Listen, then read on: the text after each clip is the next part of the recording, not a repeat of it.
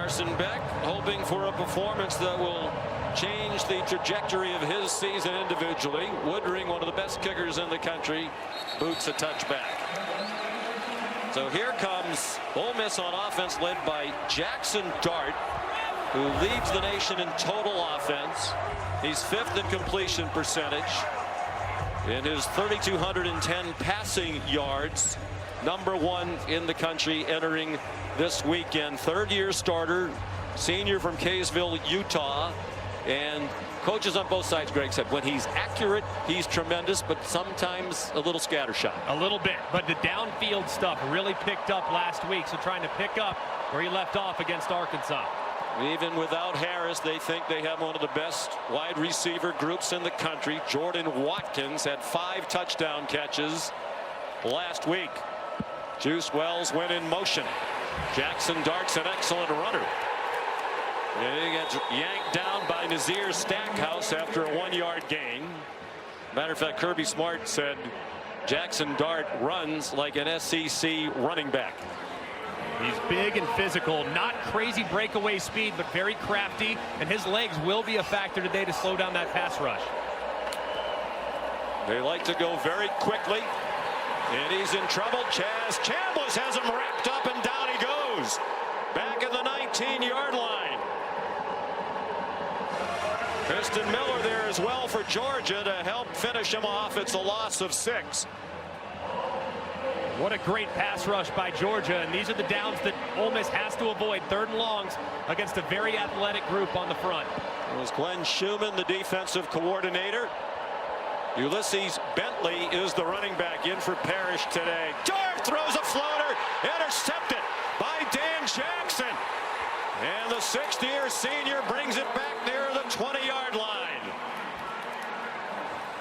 They put pressure on Dart, who's limping as he heads to the sideline.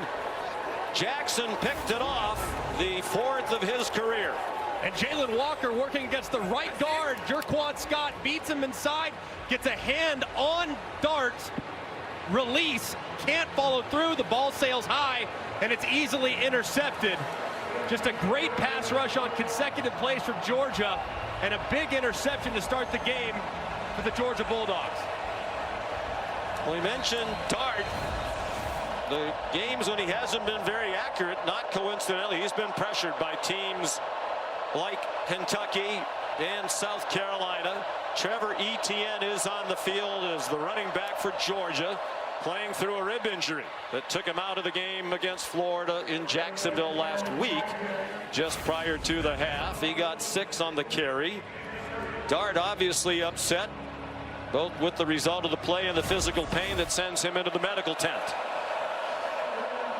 Etienne is their leading rusher. Straight ahead again. And he's down near the 12-yard line. About a yard short of the 1st down. Georgia needs to continue to commit to running the football. They've been very pass happy this year, but they are hoping to get 25 touches to their running backs today. Etienne, nice cut, good hole, 1st down. 1st and goal, Georgia at the 7. That's a 5-yard gain for Etienne. 1st year at Georgia as a transfer from Florida, where he played 2 seasons for the Gators. He started out and now stays on the field. Georgia's been a very slow starting team. Cash Jones joins Etienne. They're on either side of Beck. They stick with the run. Room outside. And Etienne gets to the 4. Chris Paul led the way for the Ole Miss defense. Excellent linebacker, a transfer from Arkansas. And this defense has been outstanding all season long against the run. 82 yards a game given up. That's one of the tops in the country. But you know, Georgia, with that being a huge point of emphasis, they're going to continue to lean on it, especially here in the red zone where the field's condensed. After the turnover, Georgia's run 4 plays, all of them carries from Travis Etienne. Extra tight ends on the field now. Cash Jones, the running back, he gets it on the delay, and he's going down for a loss. Belted down back at the 8-yard line. Chris Paul led the way again. They got hammered by the Dogs in Athens last Jackson Dart limping along the sideline. And that's when Lane Kiffin realized his program was better, but not good enough to compete with Georgia. So they went into the portal for a lot of players, especially on defense, including Paul. They've really upgraded their pass rush for downs like this, too. Watch these defensive linemen, see if they can get home. 3rd down and goal. Quick throw out wide. ETN maneuvering, fighting, and short of the goal line. They'll mark him near the 2. Jaden Kennedy made the tackle. Dart continues limping on his way to the locker room. That is a huge development. And the defense holds. Or does it force a field goal attempt? No. Kirby Smart's leaving the offense on the field on 4th down and goal from the 2. Aggressive here. I would probably take the points on the road on the short field. They've been a terrific 4th down team this year. Nate Frazier to the goal line. Touchdown, Georgia. The true freshman from Compton, California. In from 2 yards out. And the 4th down success continues for the Dogs. They lead 6-0. And a great job on the outside. You got tight ends and wide receivers. Humphreys, number 16, he gets beat inside. But the progressive pylon cam shows you just how hard Frazier hits that hole, surges across, and cashes in on the 4th down gamble. Nightmarish start for Lane Kiffin. A turnover. His outstanding quarterback hurt while throwing the interception. And Georgia's capitalized on the takeaway. Peyton Woodring adds the extra point.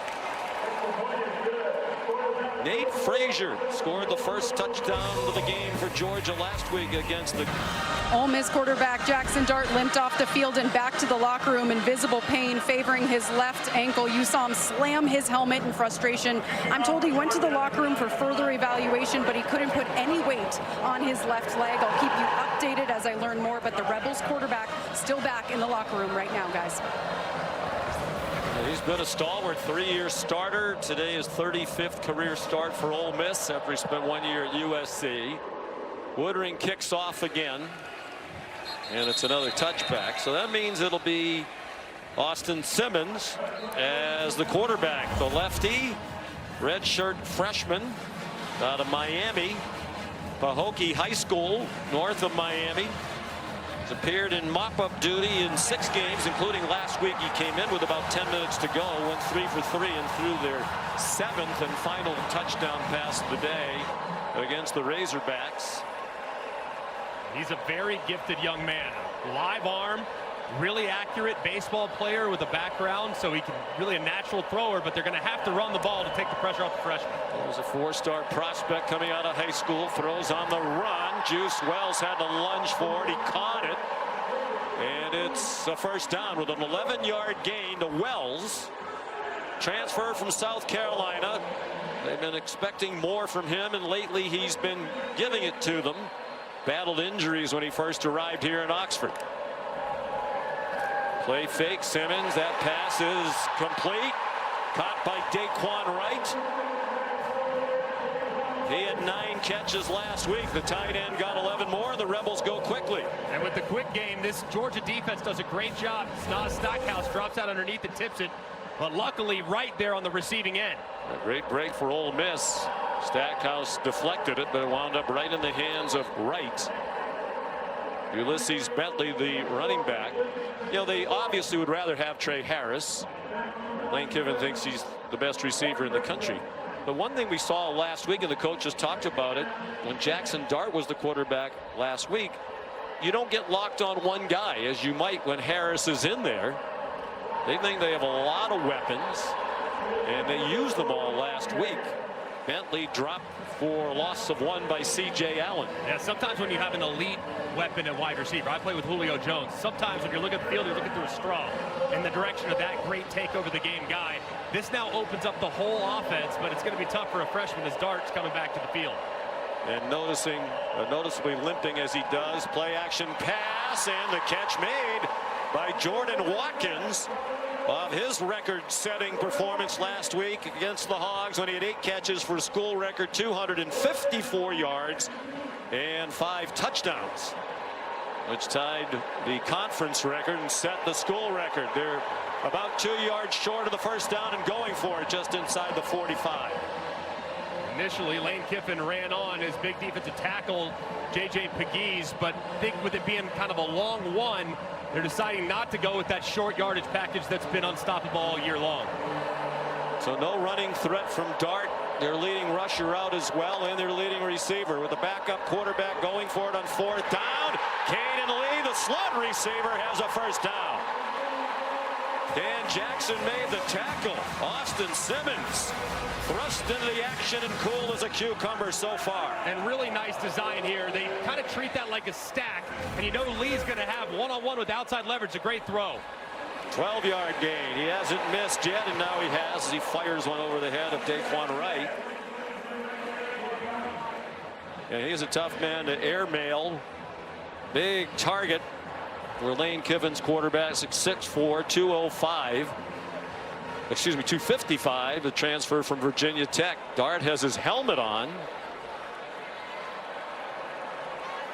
Simmons 4 out of 5 for 44. He's marched them to the 32 of Georgia. On 2nd and 10, Bentley, who was involved as a backup last year, Greg, to Quinshon Judkins. Dart looks like he wants to come back in. Hasn't played anywhere near as much this year. Lane Kiffin said, well, basically other guys in the running back room have outperformed him. But Matt Jones, who was the backup, also injured. So it's Bentley, the running back, who's been their number 3 most of the year. Caden Lee is open. 1st and goal, Rebels. Simmons, a revelation, another throw on target to a talented receiver for 20 yards. And that was a thing of beauty there from Simmons, and now expect the run game. And they need to run it outside the tackles. And how impressive, too, as they give it to Bentley up the middle and into the end zone.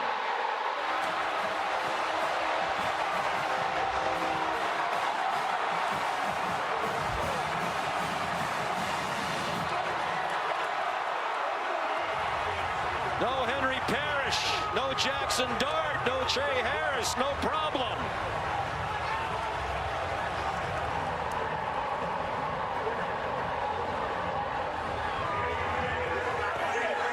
Second touchdown of the season for Ulysses Bentley, the 4th. And here's Caden Davis to add the extra point. How impressive was Austin Simmons? Not just the 4th, the touchdown capping a 10-play drive. Austin Simmons led the Ole Miss Rebels down the field.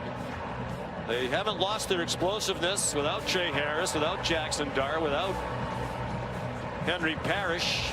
5 of those 10 plays on the drive went for 10 yards or more.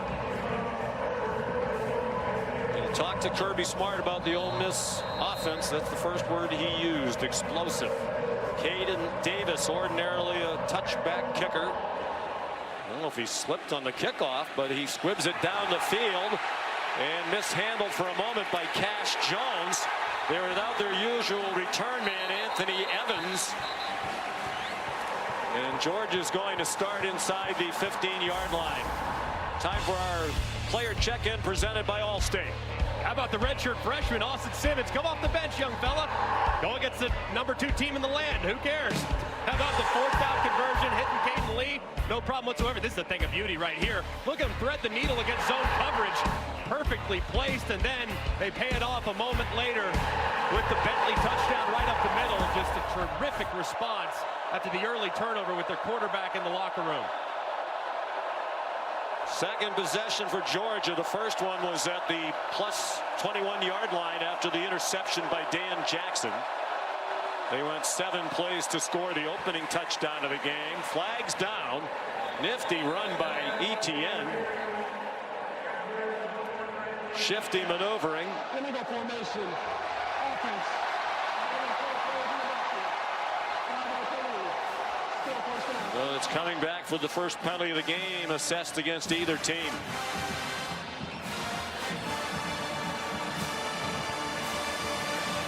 We mentioned the slow starts. They have 7 already, but that's set up by the defense. They've scored under 14 points per game in first halves this season.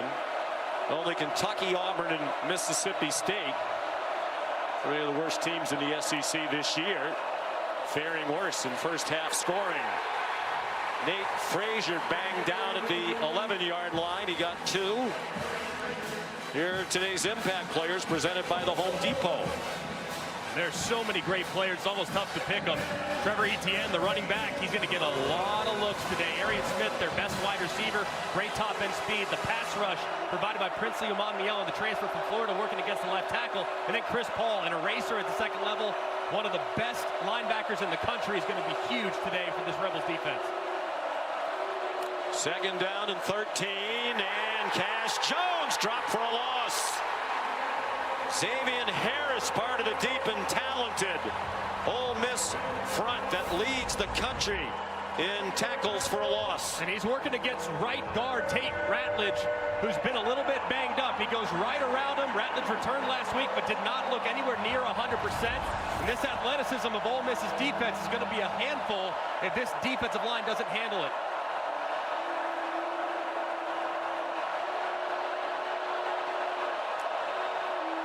Third down and 15. Bag broken up, trying to get it to Dylan Bell. Jaden Kennedy knocked it away.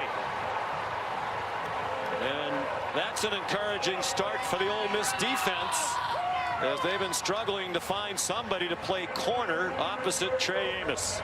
And Kennedy anticipated having to defend a lot of passes today. He is the guy that most offenses view as the weak link. He's been challenged multiple times, hasn't always risen to the occasion, but that time right there on a 3rd and long, he breaks it up to force the punt. So here's Brett Thorson. The Australians had a terrific year, averaging 47 yards per punt out of the end zone and up into the mist. Fair catch made by Micah Davis at midfield. Rebels quarterback Jackson Dart taking the field right now. He limped onto the field with his left ankle heavily taped. He immediately ran to his helmet on the sideline, put it on, started throwing the football and threw well, but he is walking with a noticeable limp. And you can tell he's in pain, trying to tough it out, but he patted Austin Simmons on the back as if to say, good job, but I got this. So Dart doing everything he can to get back out onto the field, guys. Well, he's their guy, Greg. That's kind of hard to give Simmons the hook. Charlie Weiss Jr., the offense coordinator and quarterback coach, but Jackson Dart's the man. He's the one that got you here. He's the one that's kind of built this thing to where it's at right now. But my goodness, Simmons looked good and in rhythm on that first drive. Dart throws, open receiver, Daquan Wright, another first down, another double-digit yardage play, 13 on the completion to Wright. And Ole Miss wants to play this game with quick game by getting the ball out quick and getting it on the perimeter. If the game's played between the tackles, they lose, but if they can play it with their wide receivers, they're in good shape. Caden Lee was the motion man. Nice catch. Caden Priestcorn, another tight end, back in action after he played only 1 snap at Arkansas due to injury, and they're on the move again. 25-yard gain, 7 plays of double digits of the 15 Ole Miss has run so far. I like the aggressiveness by Charlie Weiss, the offensive coordinator. Some misdirection. They utilized a little bit of run. They're getting the ball out of their quarterback's hands very quickly as well. Rashad Amos, who's had just 8 carries all year, is the running back. He gets the call and gets a couple. He played earlier in his career at South Carolina, and Lane Kiffin said he's a bigger body and you need big backs against this big, strong Georgia defense. He's 6'1", 235 pounds. Dart to the sideline, corner of the end zone for Juice Wells. Julian Humphrey had the coverage. 3rd down and 8 Ole Miss. Just does not look right now like Jackson Dart's getting through any of his throws. That left foot, that left ankle, it's hard to transition your weight from right to left. So keep an eye and see if these balls continue to sail high, because if you can't follow through, that's where the miss will be.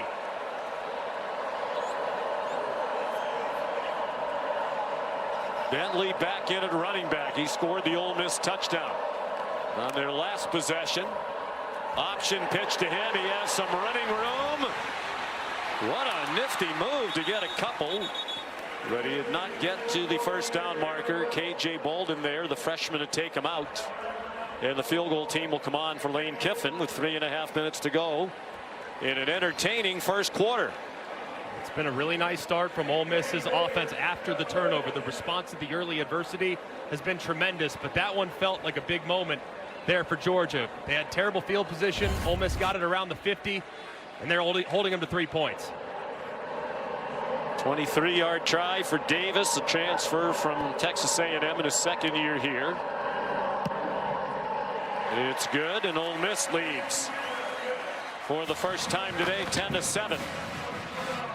Well, Jackson Dart last week in the win at Arkansas set the school record for total offense, 562 yards. He broke a record that had lasted for 55 years. The great Archie Manning, 540 yards of total offense back in 1969 at Alabama. The first nationally televised game in SEC history at night was on ABC, one of the great games in college football history. Archie ran for 3, passed for 2, but there was Scott Hunter with the game-winning touchdown. He threw for 300. Alabama won by a point. Archie's here today. The SEC Player of the Year that season. He threw for 436, ran for 104 that day. He said he had 5,000 pieces of mail. That's really when he became, a nationally known and very popular figure around the country. Scott Hunter told a great story in an SEC story segment. He said, I don't know how many pieces of mail I got. I didn't get many, but one that I still have was a handwritten note from Archie Manning congratulating me on my performance. Archie, all class his entire life. One of the great figures in the history of football. A couple other fun sidelights. The game started at 9:30 Eastern time. Lawrence Welk had a non-preemption clause, so his show went on. There's the note that Archie wrote. You saw Bear Bryant on the sideline. Scott Hunter mentioned they were on the visitor side. Bear Bryant, even though it was the first nationally televised game, knew the cameras point at that sideline. We're going over on that sideline. But Lawrence Welk, he was not going to get preempted. So the game started at 9:30 Eastern time. Still one of the all-time classics. You don't just move Lawrence Welk off 9:30. You just can't do that. How about a record that lasted 55 years and Archie putting up those kinds of numbers in an era when they didn't throw the ball around like they do today.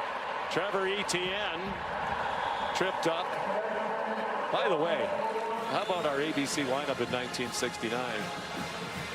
Lawrence Welk was preceded by F Troop, the dating game, and the newlywed game. Well, I mean, I wouldn't preempt any of those. I'm about to say, I mean, SEC football can wait. We have to watch what goes on in the dating game. I mean, come on. From the 29, Nate Frazier, the running back. And he gets stood up after a 1-yard gain. This is nothing new for Georgia. Even though they're 7-1, they keep having to come from behind. Since the start of last season, this is now the 13th time in their last 16 conference games that they have trailed at least 1 point. They're 13-2 in those games. They have not been great on third down this year. Kirby Smart's offense, they love to get in third and manageable like this, but even this down and distance has been a challenge. They usually look in the direction, though, of Dominic Lovick. He's their go-to guy on third down.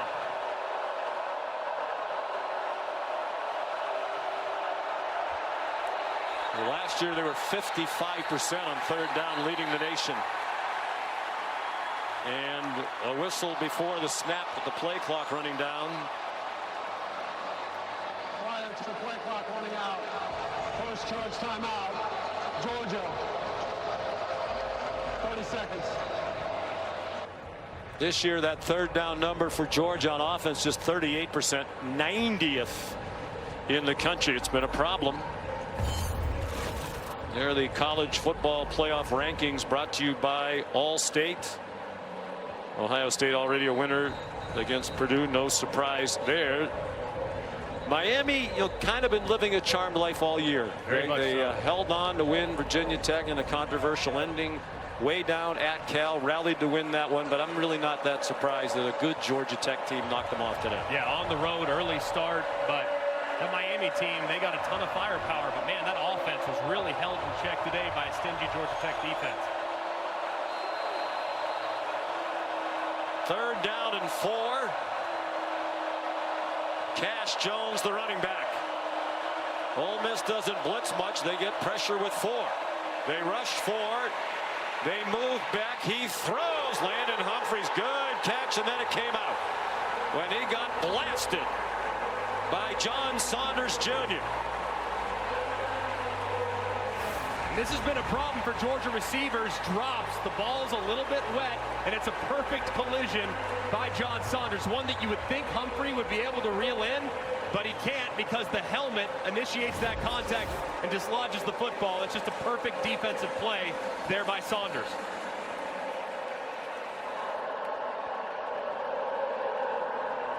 Forcing the punt again.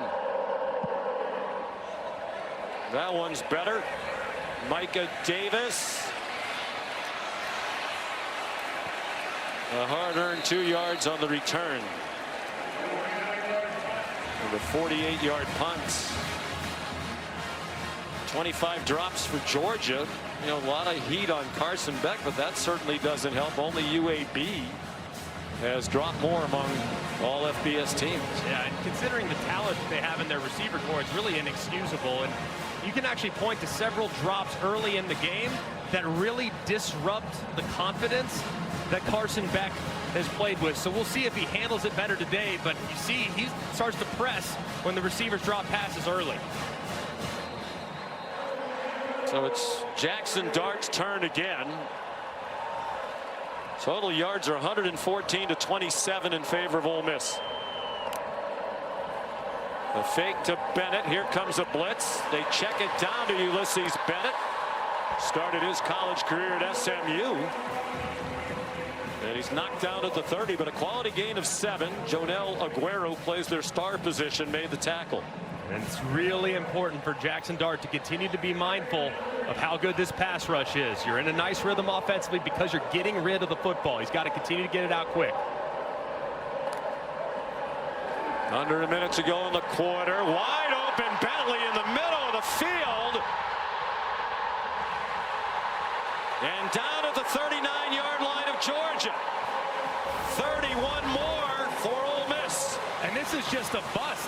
You're going to see number 3, that's C.J. Allen. He just completely loses track of where the running back is, and he's out the gate. Dart on the balky ankle. Sends it out wide to Bentley. Gets shoved out of bounds by C.J. Allen at the 32. It was 1 year ago Allen made his first start for Kirby Smart against Ole Miss after Jamon Dumas Johnson broke his arm the week before against Missouri. And Allen's become a stalwart. Coach, your quarterback Jackson Dart playing with a noticeable limp. What kind of toughness have you seen from him? Well, he's really tough. Austin Simmons did a great job coming in. Jackson obviously got hurt and then threw the interception, put ourselves in a bad spot, and we played well since. So we've got a lot of time to go here, and we've got to keep playing really good defense and stay balanced like we are right now and take advantage of checks versus their pressures like the last one. Thanks, Coach. Lane Kiffin looking for his first victory over an AP top 5 team in his 5 years as head coach here. 0-4 in those matchups. Jackson Dart is the quarterback. They're on the move again to start the second quarter, leading 10-7, 2nd and 3 at the Georgia 32. And Dart will be marked down short of the first down. 1-11 is Lane's record overall against the top 5 when you count his other stops at Tennessee and USC and FAU.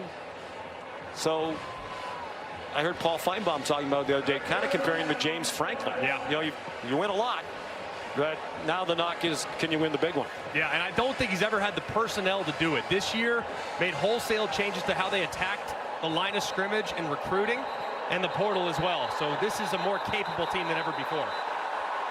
J.J. Pegues is on the field.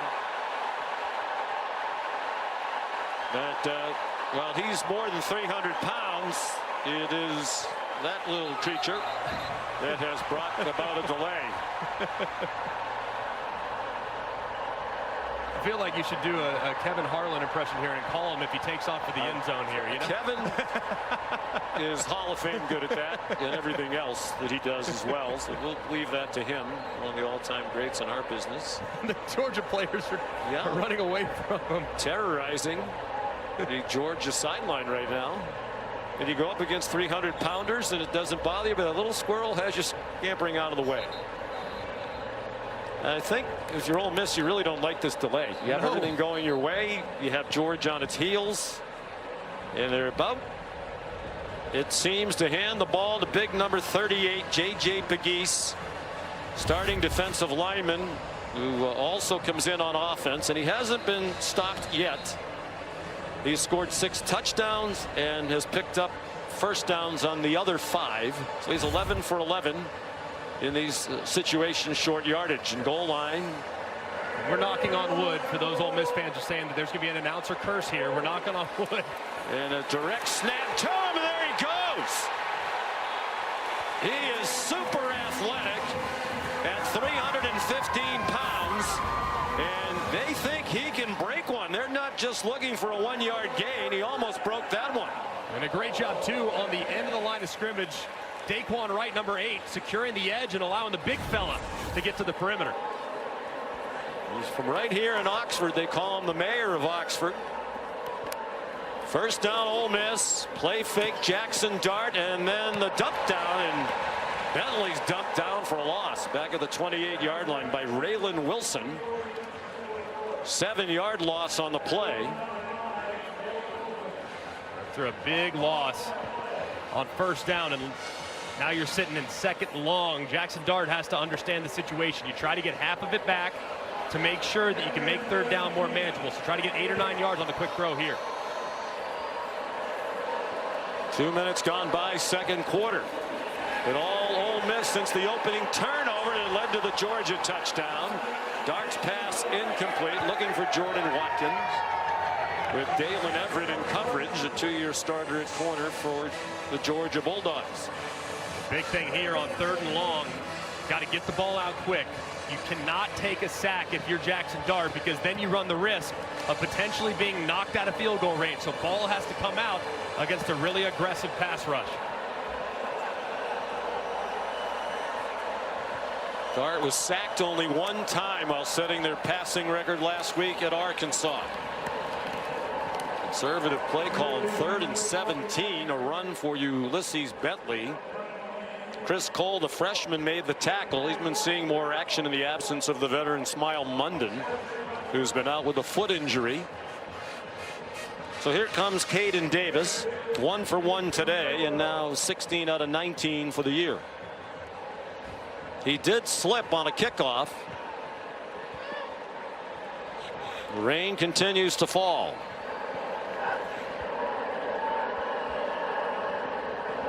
High snap. And the kick still good. From 43 yards out. Good job by the holder, Charlie Pollock. Taco Bell app to learn more. Ole Miss school of about 25,000 undergraduates. Its enrollment going up. Its football team leading 13-7. Georgia capitalized on a short field after a Dan Jackson interception. Go 21 yards on their first drive and score the first points of the game. Ole Miss has dominated since. Short kickoff by Caden Davis and a fair catch made by Dylan Bell. They said this is an elimination game for Ole Miss. If they don't win tonight, almost certainly out of the playoff picture. And Greg, tonight's Saturday Night Football presented by Capital One. Most feel that's an elimination game for the loser of that. Both have 2 losses. Alabama and LSU both 6-2. Saturday Night Magic in Baton Rouge, and Brian Kelly still undefeated under the lights at home. Yeah, it's a brutal place to go play, but we saw a couple weeks ago this Ole Miss team go down there and really have about 6 or 7 chances to secure that victory, and they couldn't do it.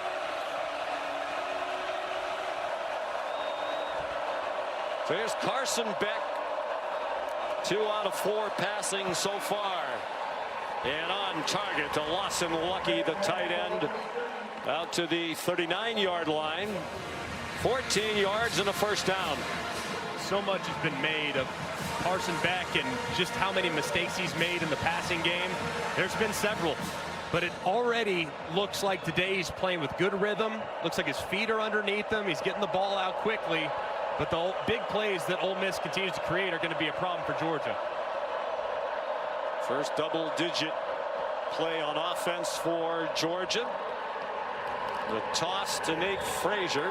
He got knocked down at the 42. Molly? Well, Carson Beck in a rhythm today. He told us he realized he's putting too much pressure on himself to be the hero, make something big happen every play, saying, I dissected every mistake I've made lately and realized I need to be more intentional on early downs. I've been treating 1st and 10 like it's 4th and 2. I need to just take a breath and play with less desperation. And you see he's doing that so far today, guys. 5th-year senior. 2nd-year starter, waited a couple of years behind Stetson Bennett. And very near a first down is Nate Frazier. Sometimes when you're a top guy like Carson Beck was, it's understandable that people expect you to make every throw look easy, and that's just not the case. He's got to take what the defense gives him, and today he's been really good with his decision making. On 3rd and short, Frazier looks like he got the first down. If it's the mark from the official on the far side of the field, you see running in, and it is a first down. Frazier powerfully built at 210 pounds. It looked like he just continued to churn ahead, and Frazier's going to be really big time here in no time whatsoever. He's got a lot of speed. Carson Beck fires, the throw altered by the rush. Arian Smith, the intended receiver.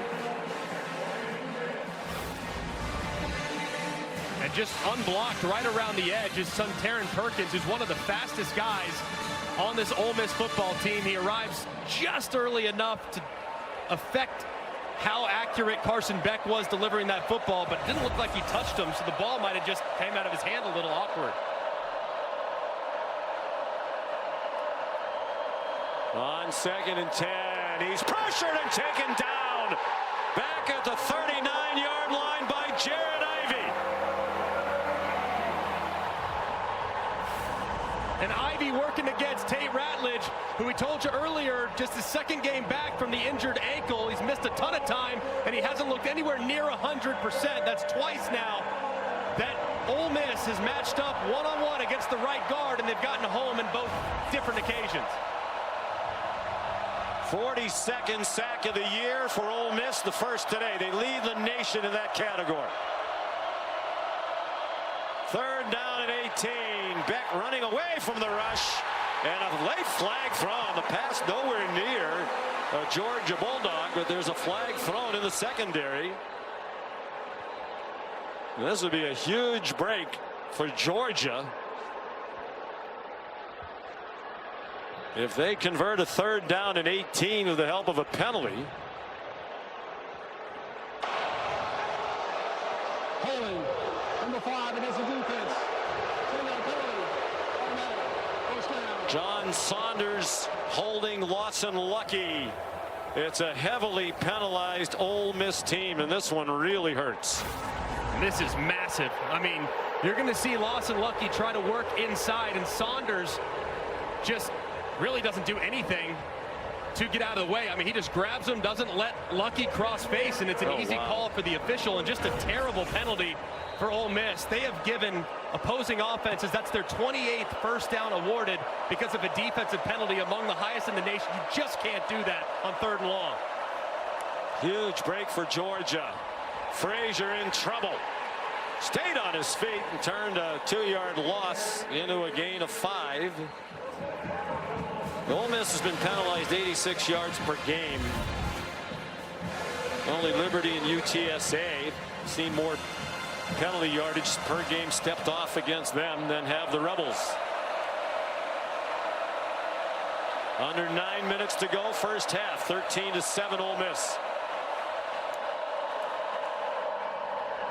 Frazier. Collared and yanked back after he got a yard. Chris Paul, nicknamed Pooh, what you hear the fans chanting, made the tackle. Georgian native, transfer from Arkansas. And 3rd down and 4 for Georgia here. Not a very good down and distance for them this year. They are just 27% conversion on 4th and 4 to 6. That's 125th in the country. But when they go, they always look in the direction, almost always look in the direction of Dominic Lovick, number 6. That's their go-to guy on 3rd down. 3rd down and 4. Bunch to the left of Beck. Play clock under 5. Out wide it goes to Lovett, and he's dropped for a loss. John Saunders again. And the punt team comes on for the 3rd time already for the Dogs. And a great job by John Saunders. Ole Miss shows a pressure look, which forces Carson Beck to make a check. Gets the ball out of his hands quickly, but Saunders was prepared. He wins to the outside and drops Lovett for the 3rd down stop. So Brett Thorson with Micah Davis back deep.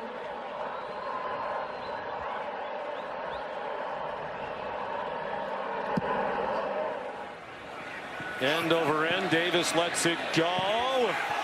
And it goes out of bounds at the 1. Arian Smith was there to catch it, but he slipped. And Georgia actually benefited from that. You would have caught it around the 2. Instead, the ball is out of bounds inside the 1. Although the expert, Army veteran, thank you, Bill. Ole Miss has to be careful here inside the 1 after the punt. Rain continues to fall. Wet ball. Both teams practice the wet ball drills during the week. Dominic Thomas has come in at running back. Jackson Dart under duress just did get it off. An incomplete pass intended for Juice Wells with Daniel Harris in coverage. When you're backed up in a situation like this, the offense always utilizes a hard count. You see if you can't get that defense to jump into the neutral zone, then you get a free play and potentially a free 5 yards. And then if you jump offsides, who cares? You lose 1 inch. Doesn't make a difference. So go on the hard count here. Thomas remains the running back. Has to get out of the end zone. And he just barely did. Back across the line of scrimmage and not much more. Thomas in his first year here. Transferred in late. He was at Georgia State in the spring. They had a coaching change. He decided to go back in the portal and provide some depth at running back for Ole Miss. 3rd down and 10. The Rebels 2 out of 6 on 3rd down. Dart throws. Jordan Watkins first down. Bounces off would-be tacklers and goes down at the 18-yard line. Raylan Wilson finally knocked him down. They get 17, a huge 3rd down conversion. Really nice accurate throw there from Jackson Dart. And how about Watkins showing off the speed? They send Thomas out widest to the left. 5 receivers, 3 to Jackson Dart's left. Watkins breaks free again. Jordan Watkins down at the Georgia 49.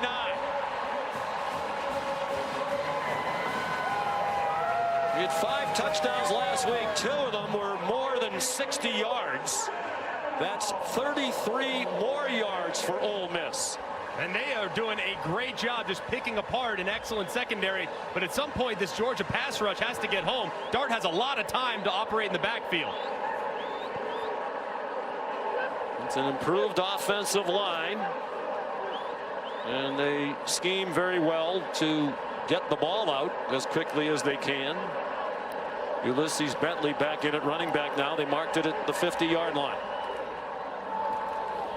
Bentley stood up by Malachi Starks. Chaz Chambliss at the bottom of the pile. 5-yard gain.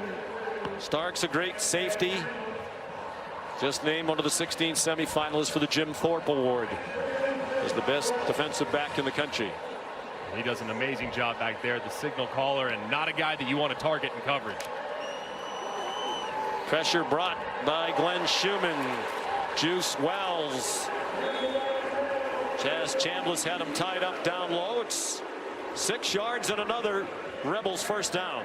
And this is a spot on the field where Lane Kiffin and offensive coordinator Charlie Weiss, they like to go with a big protection, heavy play action, and take a shot downfield. Plus territory, on the move, defense on their heels just a little bit.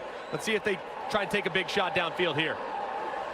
Charlie Weiss Jr., the 31-year-old offensive coordinator, calls the plays with some input from Lane Kiffin. Dart on the injured ankle. That took him out of the game early. If you're just tuning in, he went to the locker room to get his ankle taped. Nazir Stackhouse took him down after a 3-yard gain. Can't imagine Georgia's too concerned about Jackson Dart tearing him up with his legs today, given that left ankle. So if I were them, I would just take away the outside and dare Jackson Dart to run it. If Jordan Watkins, a wide receiver in the backfield, that pass is incomplete, intended for Daquan Wright. When we talked with Lane Kiffin yesterday and Charlie Weiss, they said without Henry Parrish Jr., they still want to run the ball, and they particularly want to get the ball outside. So they told us they would use Watkins, who has not carried the ball all year, as a running back and try to get him outside. He has great speed, fastest man on the team. As he admitted to you when you asked him yesterday. You asked Jordan, you the fastest man on the team? He said yes, without hesitation. We had to really twist his arm to get that answer from him. 3rd down and 7. Design quarterback draw for Dart. They must think his ankle is more than good enough. Didn't really get anything there. A yard and that's it. And on 4th down and 7, Lane Kiffin, who leans heavily on analytics, has the offense still on the field. I think that 3rd down play call with the quarterback run was an indicator that they were going for it here on 4th down. But Jackson Dart doesn't look healthy. You got to find a matchup on the outside that you like. And in this spot, I like working the slot up top. Watkins, ordinarily a wide receiver, is the running back. Tight end against number 3 at linebacker. I'd take advantage of that. Oh, they just adjusted, so Starks will be on it. And Starks comes on a blitz. And whistles stop the play. Dart took a hit after the whistle sounded, and Lane Kiffin lost atop the SEC standings starting today. After the timeout, Lane Kiffin's decided to send on Caden Davis. We'll try a 53-yarder. What little breeze there is at his back. He has a big leg. You'll remember he made a 57-yarder at LSU in overtime. Already connected from 43 with plenty of room to spare. Plenty of leg into that one. Look out in Tupelo.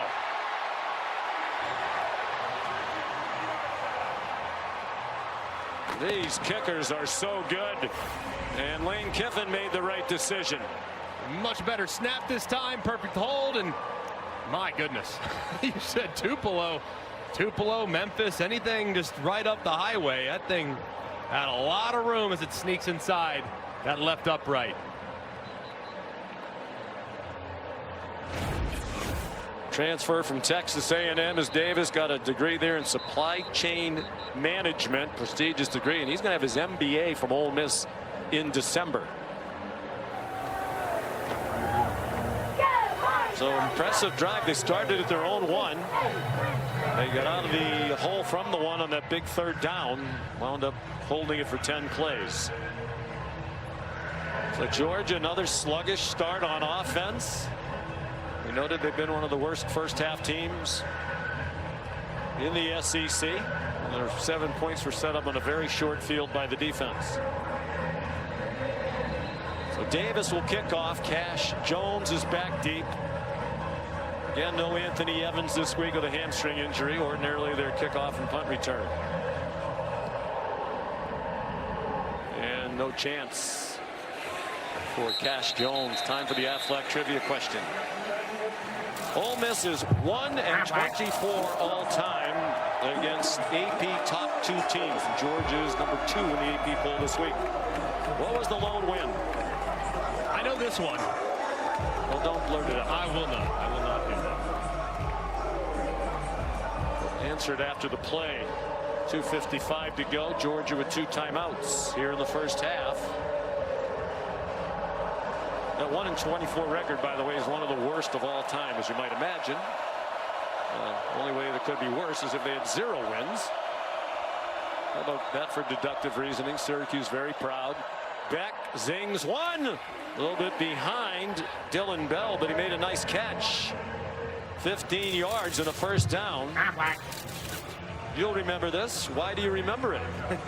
It was against your alma mater at Alabama in 2015. Remember it all too well. I could probably tell you play by play just how that game went, but a wild back and forth game.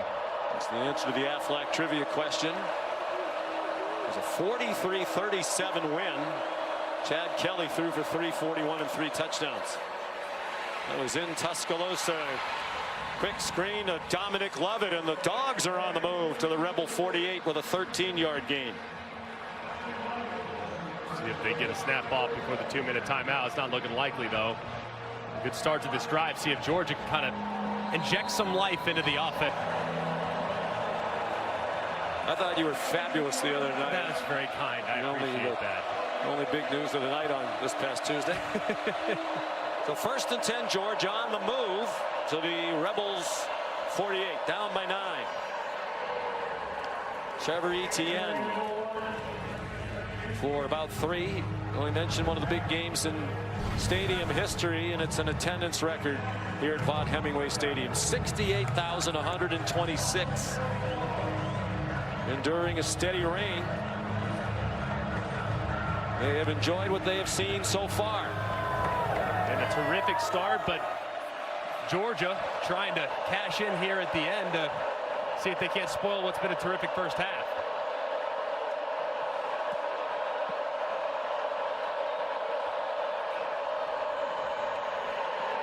Back throws incomplete. Trying to get it to Ben Urosic, the transfer from Stanford.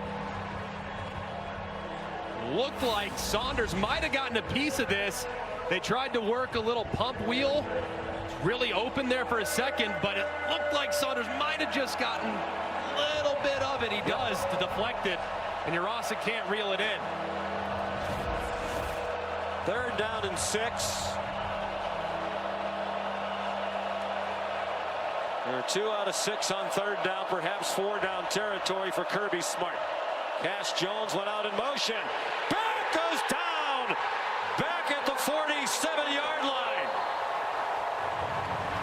Princely Uman-Mielen for a 9-yard sack. And this is a matchup that Ole Miss thought they could take advantage of.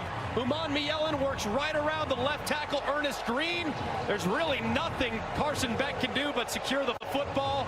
And Ole Miss, this is why they went to the portal and brought in these stars along the defensive line for moments like that. And that time Uman-Mielen makes them pay. And Ole Miss has called a timeout. They want another possession. Why not? Here's Kevin Nagandi. So far, back to you, Sean. All right, gentlemen, thank you. So here's Brett Thorson. It's a punt on 4th and 14. End over end, Micah Davis, a fair catch at the 13-yard line. Davis had a 2-yard punt return earlier this year. It's the only one of Thorson's punts this year that has been returned for positive yardage. Well, it started well for Georgia. Dan Jackson, an interception, which gave Georgia a short field, 21 yards. They scored a touchdown, but they've punted 4 times since. And after that rough start, which included Jackson Dart turning his ankle, going to the locker room for medical attention, the backup Austin Simmons led them down the field for the first score. Dart returned and wouldn't know he was injured. A little surprised they've run him a couple of times. Yeah, they probably run him 3 or 4 times, and so far not a whole lot going there. So they're going to have to find something in the run game in the second half. Ulysses Bentley in trouble and dropped behind the line of scrimmage by the terrific linebacker Jalen Walker. He's just been named to semifinals for the Butkus Award as the best linebacker in the country. He's been just a little bit quiet today, too. I mean, he's a guy that can take over the game if you let him, but Ole Miss done a great job of getting the ball out, and the offensive line's done a really nice job of protecting. Neither team used the timeout there. You can understand why Ole Miss wouldn't now. With the lead, their own 9-yard line. wet conditions. Bentley again got away from Dan Jackson, ran out of bounds at the 14-yard line. And that could be a break for Georgia here, because if Lane Kiffin's team doesn't pick up the first down, I would think Kirby Smart would use a timeout, make them punt. Absolutely, especially in wet, sloppy conditions. Force the ball handling by the snapper and punter. That was a big mistake there by Bentley. Going out of bounds and stopping the clock.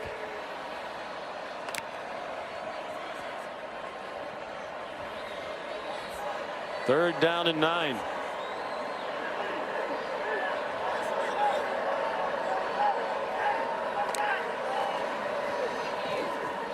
Bentley again trying to go up the gut. Jalen Walker was there, and now Kirby Smart will use one of his 2 remaining timeouts. 30 seconds in length. Yeah, Bentley, that was a mistake, because now when Georgia gets the ball back here, assuming that they do after a punt, they also have a timeout to use. Right. And they have a field goal kicker with a big leg, and Peyton Woodring. Potentially a massive mistake, because that last timeout now can be used for the kicker. So instead of having to work the sidelines, now you can work the whole field once Georgia retains possession here after the punt. So big mistake there, and one that could be very costly. Malachi Starks was the punt returner last week, All-American safety.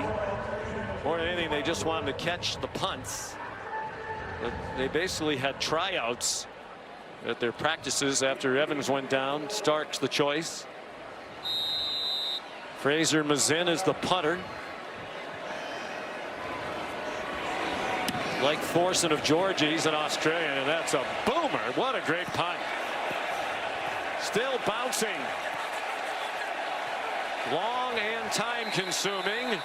And the officials blow it dead with 2 seconds to go. But Bentley has to feel a lot better after Mazin bombed that punt. That was massive too, and smart by Ole Miss getting away from it. Sideline warning against Ole Miss. This is their first warning. And they erupted as soon as they saw that ball come off Mazin's foot. But that was a smart job too at the end, not touching the ball and blowing it dead to allow a couple extra seconds to tick off. 65-yard punt by Mazin. His longest of the season by 1 yard. Probably the most animated I've seen an Ole Miss sideline after a punt in the Lane Kiffin era. Yeah, that was big. Now no chance for Georgia to try to take advantage. Bentley relieved undoubtedly. To plays, especially on this drive, saying we can tell and we can feel that Georgia is getting frustrated, so we need to limit them on this drive to keep control of this game, guys. Carson Beck under center. 6 out of 10 passing for 49 yards. He was sacked twice. Trevor Etienne, the running back, they faked the toss to him, and the throw is on target to Landon Humphreys for a first down just across the 40-yard line, with Chris Graves in coverage for Ole Miss. Another receiver downfield, number 84.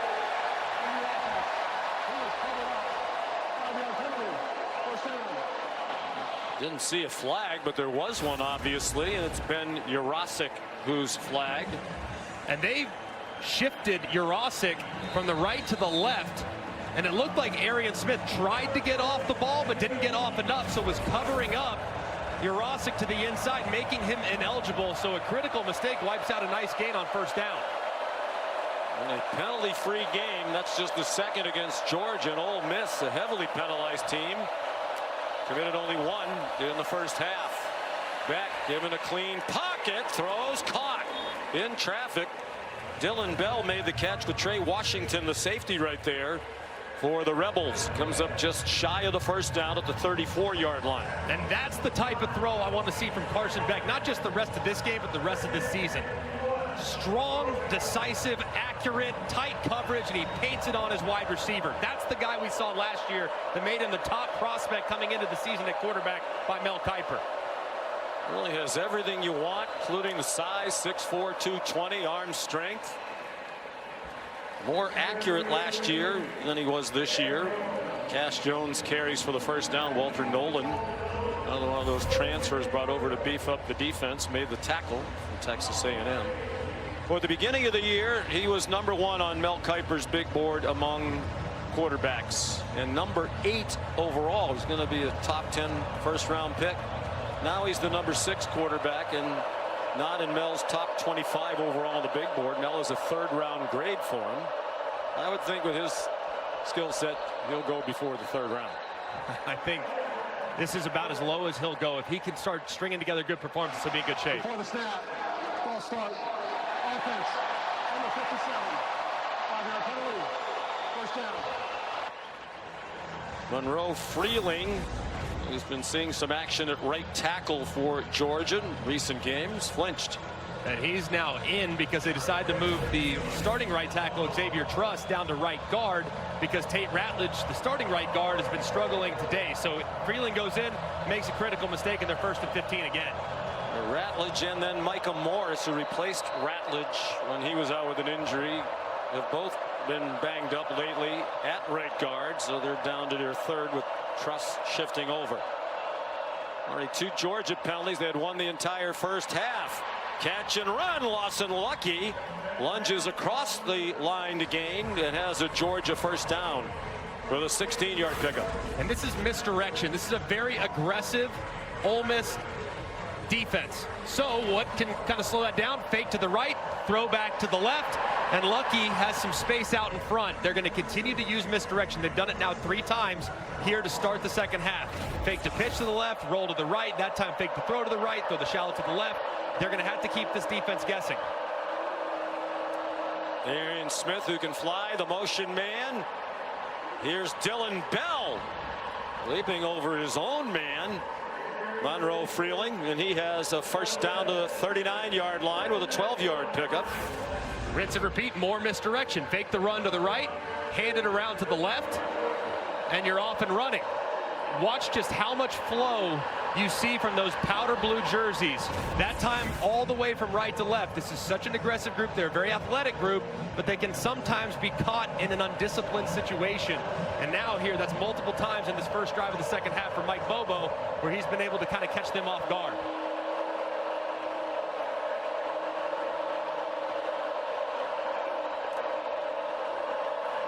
Bet given plenty of time. Throws. Cash Jones open. First down. Out of bounds near the 10. They sent Jones in motion out of the backfield. And it was Princely Umanuel, the defensive end, who was running in coverage with Jones. Yeah, that's not the matchup you want. If you're the defensive coordinator, Pete Golding, you get a running back that's working against a defensive end. That's the peel with him. Beck was late getting to him, but he got him there just in time, and he got him there just a bit earlier. It would have been a touchdown. 6 play of the drive upcoming. Play fake to Nate Frazier, and the pass incomplete, intended for Urosic. So they have 65 yards on this opening drive of the second half. They had 69 the entire first half. Already 4 plays of 10+ on this drive. They had 3 in the first half for Mike Bobo. I anticipate them, as the field now is starting to condense. If you can get some quick catch and runs, quick throws, that's fine.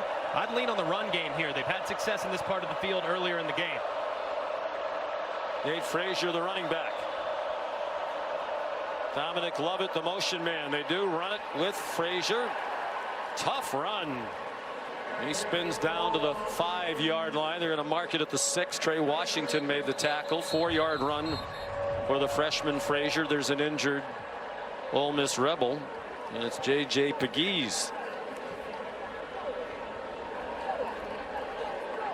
And the crowd very silent with Pegues down and with George on the move. J.J. Pegues walking off gingerly, and that's live. He was down the entire commercial timeout. Got hit by his own man here at the end of the play, Walter Nolan. Yeah, awkwardly too, and his head just kind of gets yanked to the side there as the collision went down. And they were looking at kind of his neck area, so Really glad to see him walking off under his own power. Literally a huge loss. Middle of that defensive front that's been excellent all day. Where's the number 38? It's an honor of the late Chucky Mullins. Of course, he's a key component of the short yardage offense as well. So there's 3rd and goal. It's been a nice drive for Georgia. They're at the Ole Miss 7. Best drive of the day by far for the Bulldogs. Cash Jones, the running back. Carson Beck dumps it for Jones, and very little there. Stopped at the 5-yard line by T.J. Daugherty. And Kirby Smart sends the field goal team on, wants to make it a 1-score game.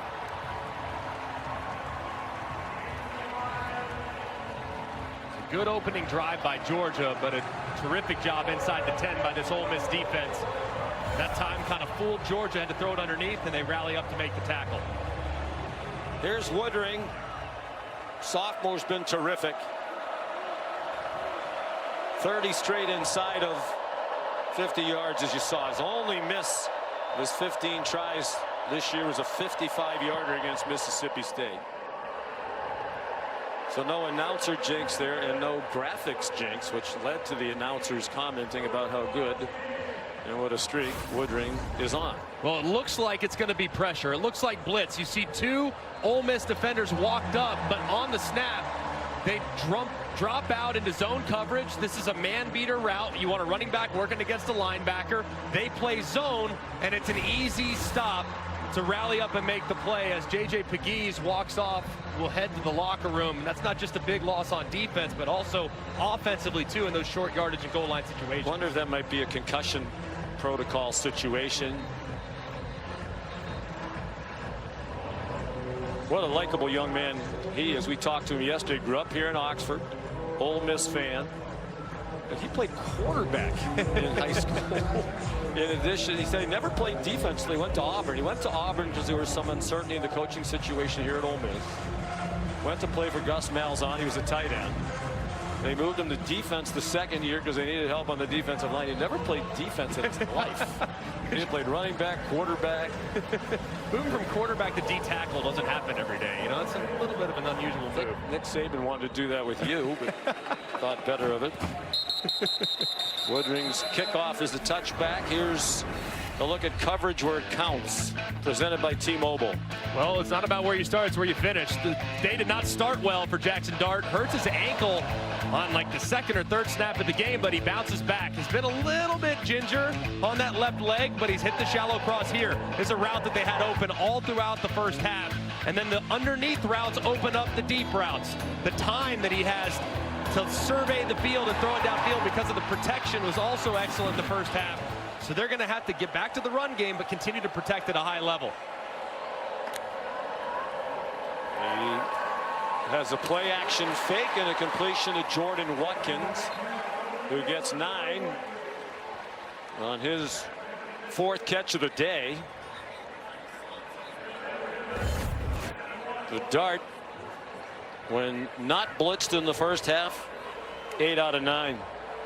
Not as good when pressured. This is the case for a lot of quarterbacks. Bentley got spun around. It looks like he got to the 35-yard line for a first down. That'll be something worth monitoring too in the second half. Glenn Schumann, the defensive coordinator for Georgia, does he decide to ramp up the blitzes just a little bit? They've had a lot of time to operate, and they might need to kind of dictate a little bit by being more aggressive. Dart given a nice pocket. Man breaking free over the middle. Caden Lee. Chopped down by Dan Jackson. 24 yards on the game. First down, Rebels. They go quickly to the ball. Lost in the shuffle is Caden Lee in the slot. Man, he is so difficult to defend in one-on-one. Toss to Ulysses Bentley. And he got banged down along the boundary by Malachi Starks. 5 plays of 20-plus yards for Ole Miss today. They came in leading the nation in plays of 30-plus for the season, with 36 of those. And no Trey Harris, no Henry Parrish, their leading receiver and rusher respectively. And they continue to pile up the big plays.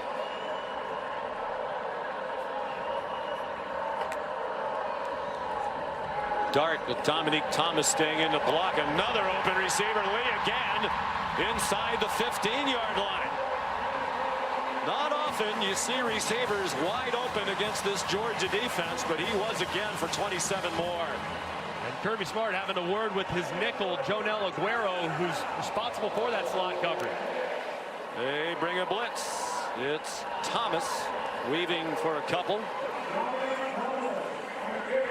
Thomas started his college career at Union in Kentucky, an NAIA school. This is the part of the field, though, that Ole Miss has struggled just a little bit. They're as good as they are offensively, just 74th in red zone touchdown efficiency, so have to pay this off with 6 and not settle for 3.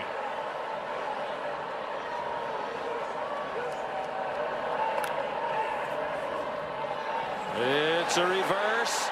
Watkins looked like he might want to throw it. They get spun around and he's down inside the 10-yard line. Chopped down by Dalen Everett. 4-yard gain. 3rd down and 5. This is a spot where you would love to have your big body receiver Trey Harris at 6'3", 210, but with him out, I'm going to look in the direction of my tight end. Daquan Wright, number 8, has been excellent in this part of the field. He's been in the end zone a couple times the last few weeks. I'd be looking at big number 8 there against the safety. They need the 4-yard line. It's 3rd down and 6. Dart. Wells. Touchdown. Juice Wells.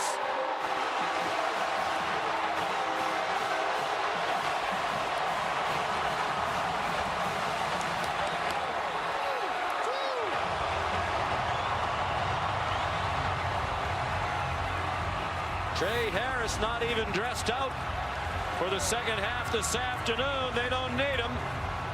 Clearly a catch. And Lane Kiffin is going to go for 2. Try to make it a 14-point game. Go for Dose is brought to you by Dos Equis. What an answer by the Ole Miss offense after Georgia marched down and kicked a field goal. Dominique Thomas, the running back here on the 2-point play. Dart slip. Dart just shovels it forward, an incomplete pass.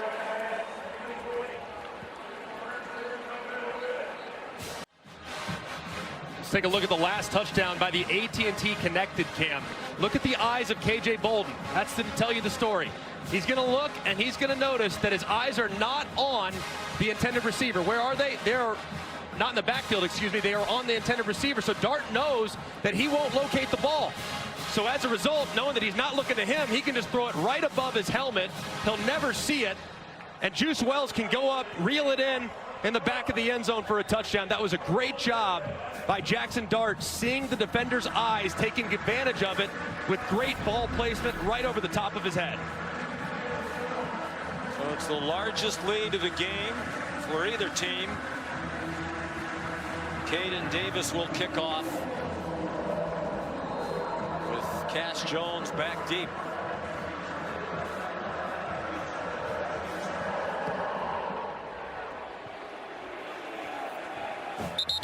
And it's a touchback. And after we're finished here, still more great SEC action on ABC. Jalen Milroe and the Alabama Crimson Tide arrive in Baton Rouge, Tigers Stadium, to take on the 15th ranked Tigers. What is, in all intents and purposes, an elimination game for the loser of that one. With an eye toward the college football playoff, the winner has reached the SEC title game in each of the last 6 seasons. It's going to be tough for Alabama with 2 conference losses, but LSU part of that group with 1 conference loss, a group of 5 starting today. It's one of my favorite games in college football. 9 national championships between the 2 programs since 2003. Just an amazing, amazing game with great athletes all over the field.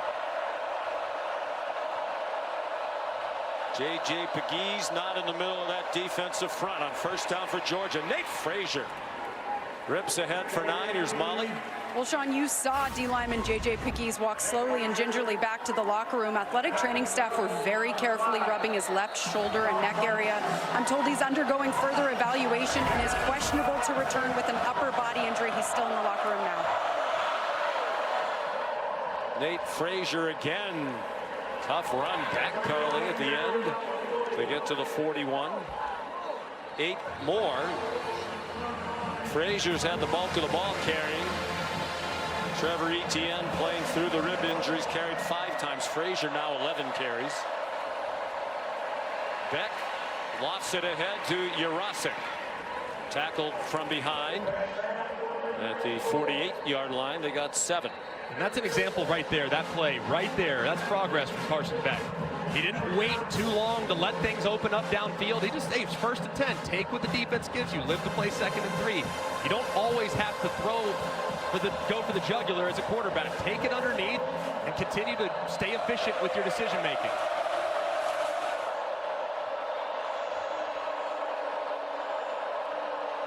Under 5 minutes to go, 3rd quarter. Pressure on Beck, and he throws it away over the head of Frazier. Well, Molly spoke with Carson Beck during the week. We had the game to start the year against Clemson in Atlanta. Carson Beck told Molly he had 3 goals, 3 reasons, big reasons why he came back. Win a national championship as the starting quarterback, win the Heisman Trophy, get drafted in the 1st round. The Heisman Trophy is out the window. A chance he could be a 1st round pick, but that's less likely when the year started. Over the middle, there's Dominic Lovett, the catch. But he admitted to Molly this week, he's just put a lot of pressure on himself. He's tried to do too much, and he's played much more within the offense today. And this is big time. Watch how he scans the field here. Doesn't like it to the right. Works all the way back to his number 3 wide receiver. That's Lovett across the middle. That was great poise and decision-making and an accurate throw. Decision-making's been the biggest problem when he's tried to jam it into tough situations. Cash Jones chopped down by Chris Graves. Molly? Yeah, Beck admitted that pressure has really hurt his performance, and he admitted this week he finally just let it go, shifted his focus to the people around him, and he said that it's working. He felt something click this week where he's finally able to let go of all of that pressure and just take everything play by play. He said he feels like a different player this week because of that. There's been a lot of talk. He misses Brock Bowers, who's a great tight end. And Ladd McConkey, they're both in the NFL now. They played a lot of last season without them. Bowers missed 4 games. McConkey missed 5.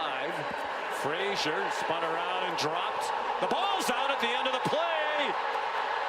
Rebels think they have it right in front of their sideline. Xavier Harris knocked it out, and Ole Miss has recovered. And he looked a moment ago like he might be able to return. It's a deep defensive line, and it was Xavier Harris, who's a backup who plays a lot, who made the play to rip the fumble out with Pegues on the bench. Jordan Watkins dropped for a loss. On 1st down for Ole Miss, a 3-yard loss tackled by the freshman Chris Cole. Speaking of depth on defense, I mean, just one after another for Georgia at the 2nd level. Chris Cole, you see the speed out there to chase down a guy that runs 4.3 is pretty impressive.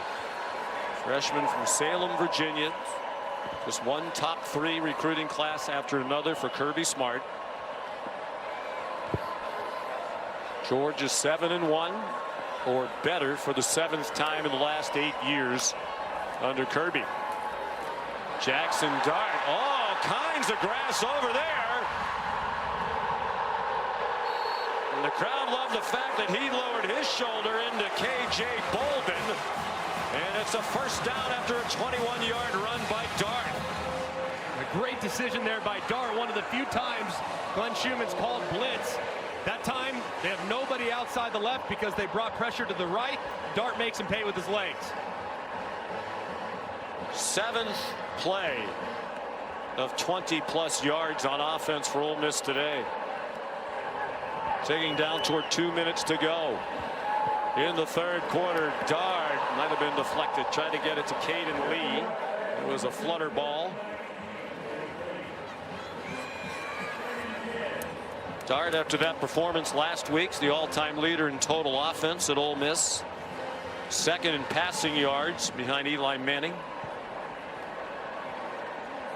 There's a very good chance to pass Eli before the end of the year. Came into today needing fewer than 600 yards. He's at 199 today. Averaging 357 per game passing. Play clock at 3. 2 minutes to go, third quarter. Another errant ball. Jordan Watkins, the intended receiver, with Malachi Starks in coverage.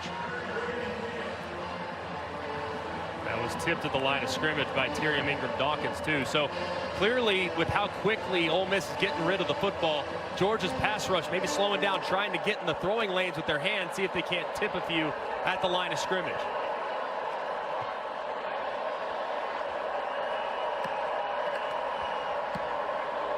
Third down and 10. Man, look right here. I would love this matchup right here against Malachi Starks with Caden Lee. Play clock at 1. They just did get it off. It's a blitz. It's another tip ball. And almost caught by Jalen Walker.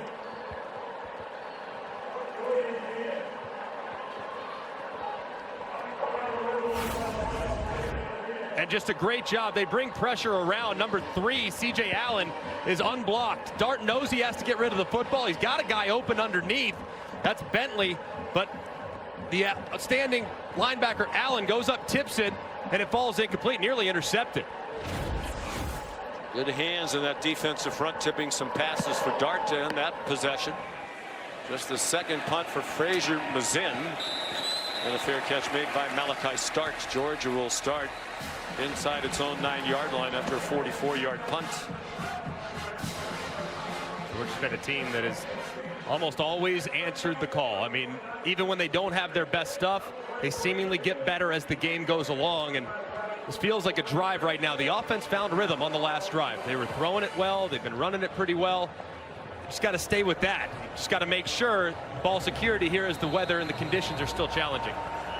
They had a long drive for a field goal to start the half. Then they had another good drive going. Frazier fumbled the first Georgia turnover of the game. Each team has turned it over once. Carson Beck, fake to Etienne, who's back in. Here's Arian Smith, knocked down at the line of scrimmage by Yam Banks, the backup defensive back who plays quite a bit, transfer from South Alabama. One thing that hasn't really been that impactful here in the second half has been this Ole Miss pass rush. They haven't really been able to get home, and with J.J. Pegues sidelined, Xavier Harris, number 51, is in there. He's very disruptive on the inside, but their pressure is going to come from the edges. You got to see Princey Umanmielen and Jared Ivey there on the edges, see if they can get home.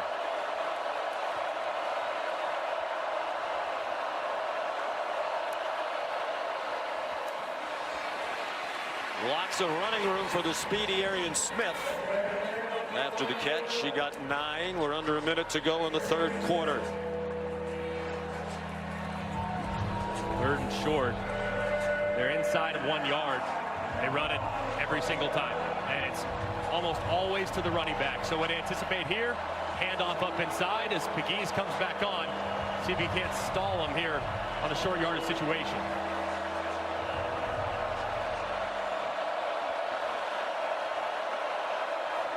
Three out of 9 on third down. It's been a season-long problem. Beck keeps it and lunges ahead for the first down. 6'4", 220. Why not? That might be the last play of this third quarter. Georgia in no hurry to line up and snap it again. They've come back time and time again. Do they have one more in them? Likely the final play now of the quarter. They did line up to have a chance to snap it, but did not. Coach, what will it take to come back and win this? It'll take about 3 really good drives, maybe 4, and we got to get a turnover on defense. But we got it in us. All right, thanks, Coach. Thank you. Much better third quarter on offense. But they were still outscored by Ole Miss 6-3 in that third quarter. This record-setting crowd Starting to feel like they might be here on an historic night. It will be the highest ranked opponent they've ever defeated at home. AP ranked opponent during the poll era, which goes back to 1936. Never beat a top 2 opponent here. Georgia's number 3 in the CFP, but they're number 2 in the AP this week. When they beat Alabama here in 2014, the Tide was ranked number 3 in the country. But a long way to go, and a team with a knack for coming back, as they've done over and over again, particularly the last 2 years. They're going to wait for the smoke to clear here. That camera shot doesn't look that bad, but from where we are, it's bad. I always thought the smoke was an advantage for the away team because you can't see the white jersey through the smoke. What do you think, Sean?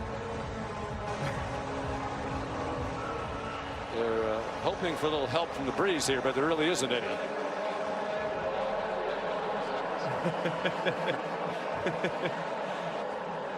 I think, though, for this next play and this next sequence of plays, Georgia's done a great job of creating misdirection and indecision amongst Ole Miss's defensive line. Ole Miss's defensive line has been able to tee off early in this game, but the misdirection has kind of slowed down that pass rush. So as a result, Carson Beck's had more time to find receivers downfield, and the offense has started to click as a result. The smoke is sufficiently lifted. Last time they overcame a 10-point deficit entering the 4th quarter on the road was 1999 against Vanderbilt. Of course, when you have the success that they've had over the years, you're not down much entering the 4th quarter. Twice this year, they're 1-1. The loss, of course, at Alabama. The ball comes out! And it looked like Georgia got it back. Frazier, the ball carries, already lost a fumble in the 3rd quarter, and Etienne's going to come in for him. Jared Wilson, the center, pounced on the fumble. And that's a huge problem. I mean, Frazier kind of went to the doghouse a little bit because of fumbles in practice. Here almost loses another one, so they bring in the more sure-handed Etienne now. Even though he's not at 100%, he will secure the football. Trey Amos ripped it out. The transfer cornerback from Alabama has had a terrific year. Wound up as a 5-yard gain through the smoke. Beck throws short of the first down to Dylan Bell. 4-yard gain. What a difference a year makes. Last year in Athens, Georgia scored 52 points in a 52-17 win over then number 10 Ole Miss. The worst loss of Lane Kiffin's tenure here. Today it's the Ole Miss defense that has ruled the day. You would anticipate Georgia challenging that offensive line here on 3rd and short, though, trying to run it to convert on 3rd and 1.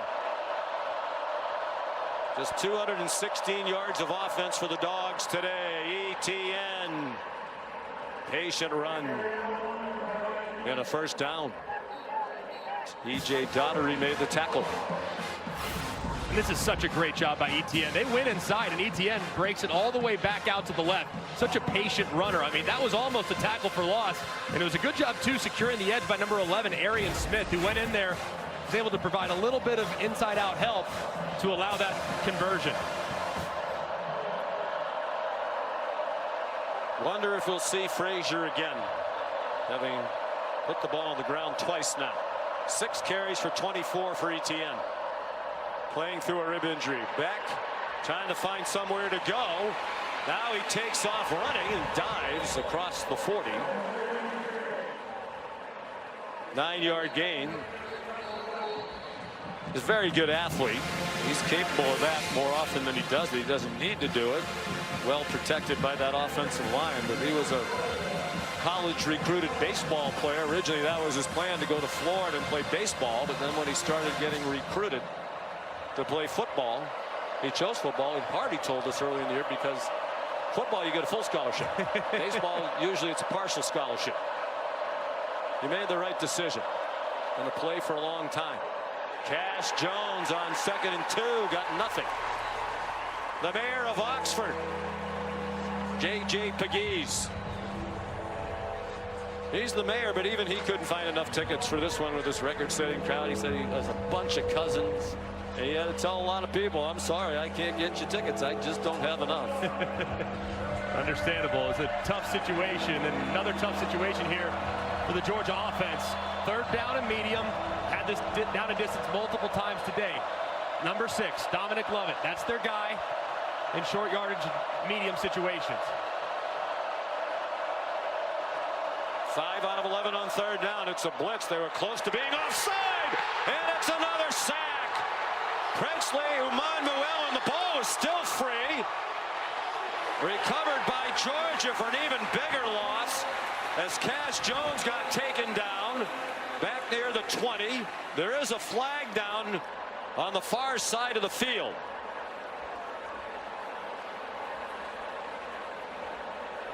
What a wild play that was, and this is a really important call by Jeff Heiser. Personal foul, face mask, defense, number 25, 15-yard penalty. Oh, wow. Automatic first down. It would have been 4th and forever for Georgia, with a huge loss negated on the face mask against the excellent senior safety, Trey Washington. And just such a crazy play right there, but very obvious. I mean, they are off the field, and because of all this twists and moves and up front off the left-hand side, it's a great move there by Princely Uman-Muel, and the ball's dislodged. It gets kicked around. Looked like for a moment they were going to be able to recover it, but they didn't. Uman-Muel makes the play, and just really unfortunate there for Ole Miss, though, to have that fumble picked up by a running back and then have the unfortunate right hand of Trey Washington up into the face mask, where it results in a free first down on a broken play. Well, just the second Ole Miss penalty today. But both have been on the defense, both to extend drives for Georgia. And the other common denominator in the 2 losses for Lane Kiffin this year, against Kentucky here and at LSU, they had a chance to win the game if they could just get a 4th down stop in the 4th quarter. And in both games, they couldn't do that late and wound up losing. Will they get the key stop today when they need it most? Under 11 minutes to go. Beck with pressure coming, and down he goes. Sontaran Perkins. 3rd sack for the Rebels. Well, the left tackle is struggling so much early screen that they put Oscar Delt, number 4, over there to try to help, and it doesn't matter. Sontaran Perkins is among the fastest players on this Ole Miss football team. They say he can run a 4.3, low 4.3. He goes fast as he can around the edge to drop back for another sack. He's an edge rusher at 210. Pete Gooding, the coordinator, said ideally he'd be a will linebacker, but they need him as an edge rusher. He leads the SEC with 10 sacks. Flag down before the snap. Thrown by the umpire.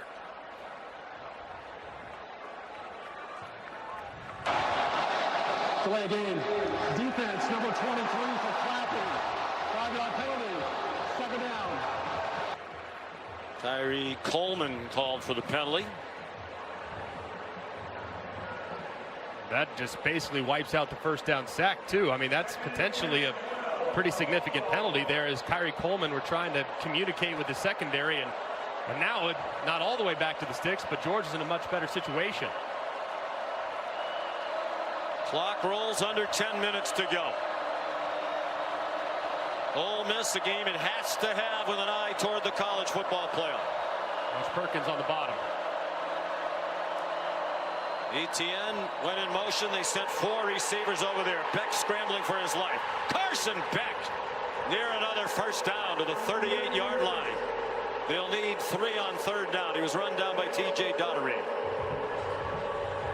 They might have gotten away with a hold here. Crowd thinks so. On Monroe Freeling, number 57. Sontaran Perkins worked inside, and he just shoots right inside, but watch the left arm of Freeling. Looks like he kind of grabs Sontaran Perkins and tackles him to the ground. I mean, that's one that I think they probably should have called. 3rd down and 3. You'd have to think this is 4 down territory. Beck short set on target for a first down. To the 27-yard line goes Dominic Lovett. An 11-yard gain. His fourth catch of the day to lead the Dogs. He's their leading receiver for the year. Third down, medium, Dominic Lovett. Rinse and repeat almost all the time. At the time he gets man coverage, runs a great route, and they get another conversion.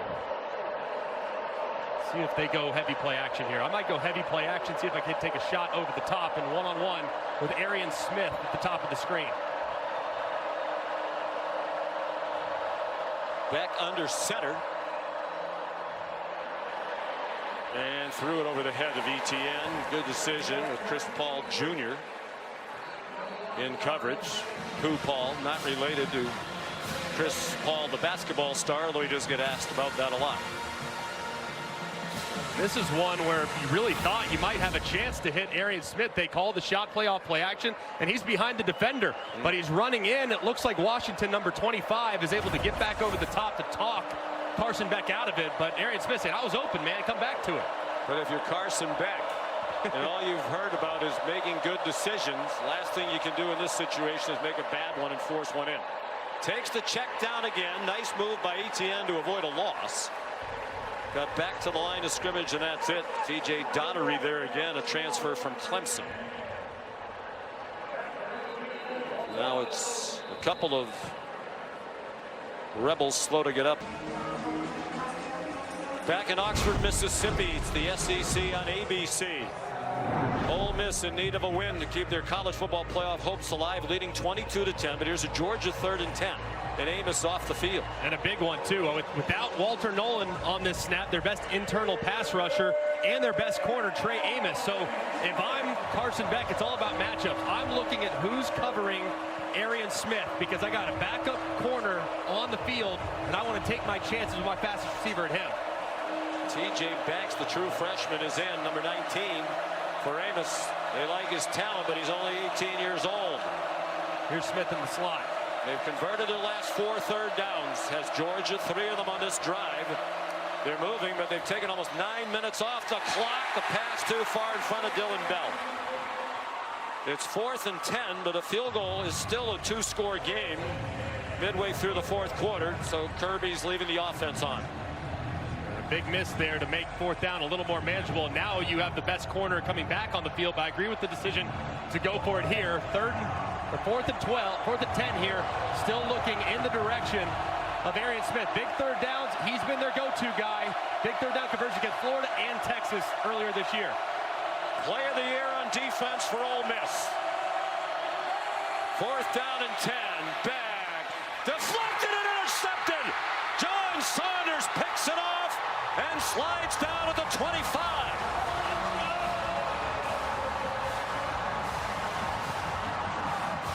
Tough to tell from here if it was tipped or not, but it was certainly a flutter ball. Ivy, we think, got a hand on it. And Ivy does a great job here. Watch his eyes. He doesn't get home. He's looking at it. He's watching the whole way. So he goes skyward at 6'6". His 10th career interception, is 5th at Ole Miss. He's in his 2nd year here. He played 3 years at Miami, Ohio. And here are the pertinent numbers more than midway through the 4th quarter. Georgia's won 52 straight against teams other than Alabama. The last lost to somebody other than the Tide back in 2020 to Florida. Ole Miss has never beaten a team ranked in the AP top 2 at home. Back when the poll era started in 1936. Ulysses Bentley content just to kill some time. Their highest ranked home win against Alabama here in 2014, and that's now 12 interceptions in the last 6 games for Carson Beck, the most in a 6-game stretch since Matt Corral for the Ole Miss Rebels, who's here today. Saw him on the sideline before the game, threw 13 in a 6-game stretch. You can be a good quarterback and do that. Here's Watkins with all kinds of running room. Taken down by the freshman K.J. Bolden. 19 more on the completion to an emerging star, Jordan Watkins.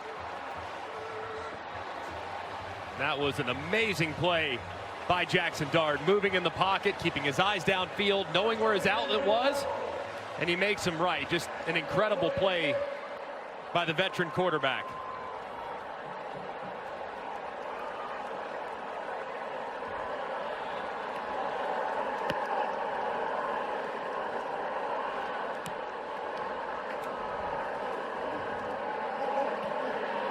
Dart, play fake, trying to get it to Watkins. He put his hands up as if saying being held.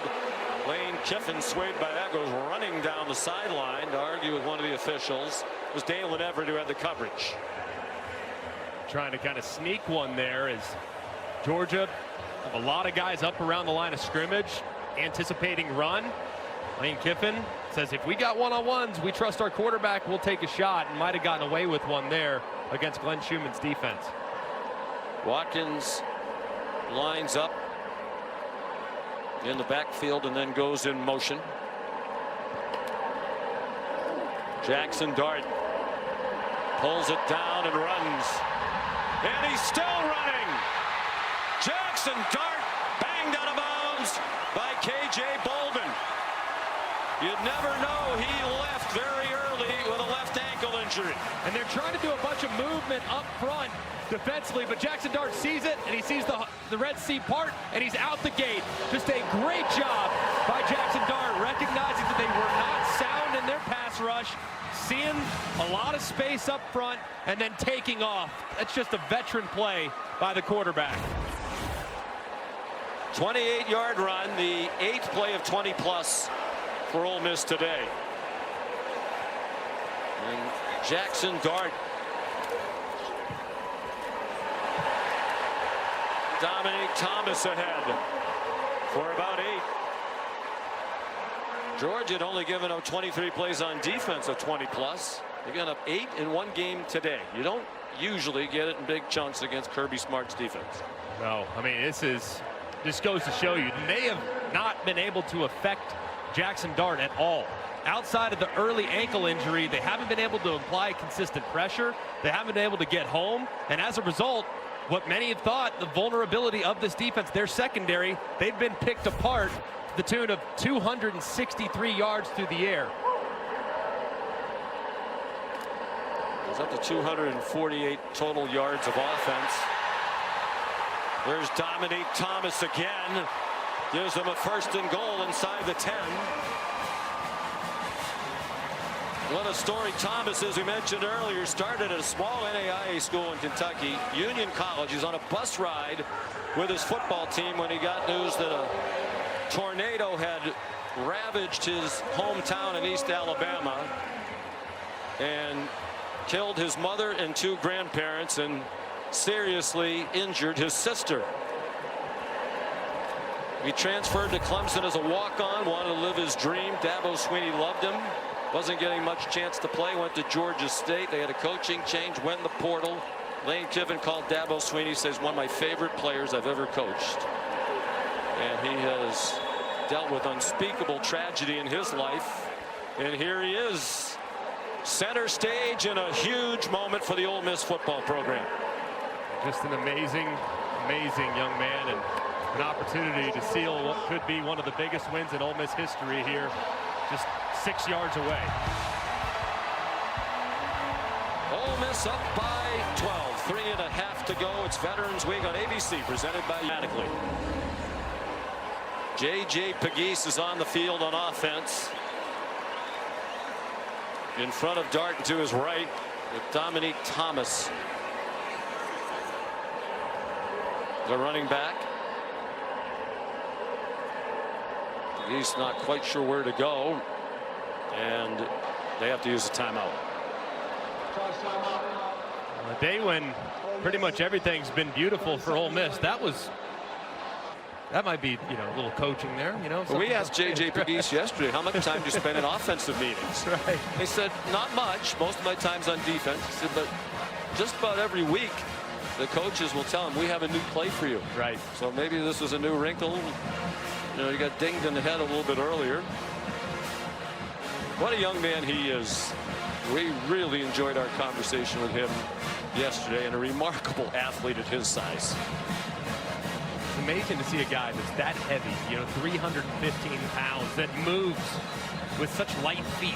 I mean, that's just, it's like a ballerina when he's running through the hole, and yet he can lower his shoulder and run over defensive tackles. That's a pretty impressive combination. The Geese has come off the field.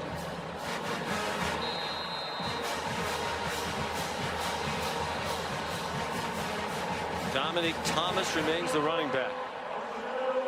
He didn't arrive until the summer. Here he is on the field in a huge spot. He gets the call again. They just want him to hang on to the ball as much as anything else. They're trying to rip it out. Starks leading the way on the tackle for the Georgia defense.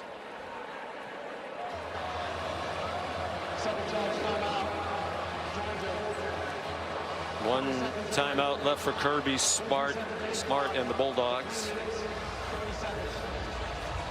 Kick off your NFL Sunday, 10 a.m. The Countdown Crew on ESPN and the app. They'll have early breaking stories, injury updates, previews of each game right up to the kickoff.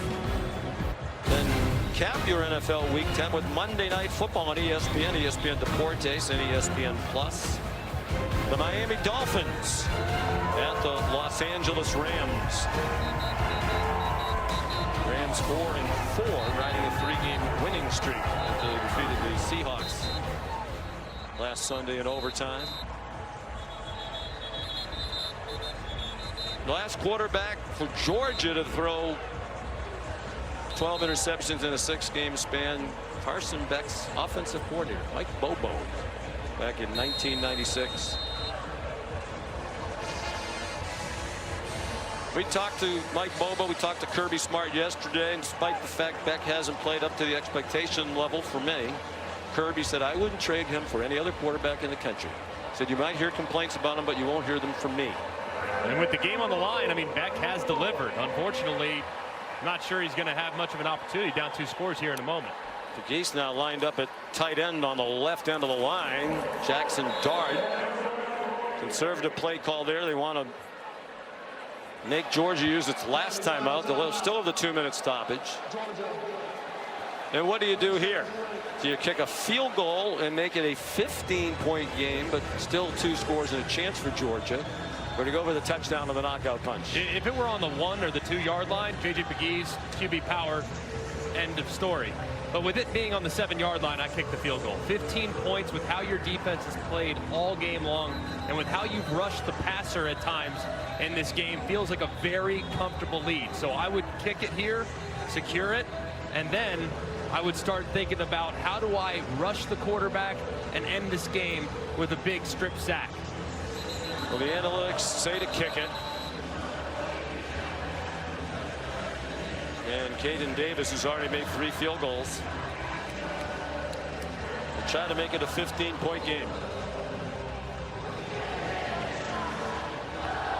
Charlie Pollock, the holder. He's made from 23, 43, and 53 today. This is a 24-yarder. Georgia desperately needs a block.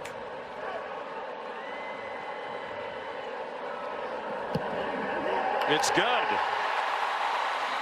And the lead grows to 15. Lane Kiffin on the verge of his biggest win as a college football head coach in his 13 seasons on the sidelines.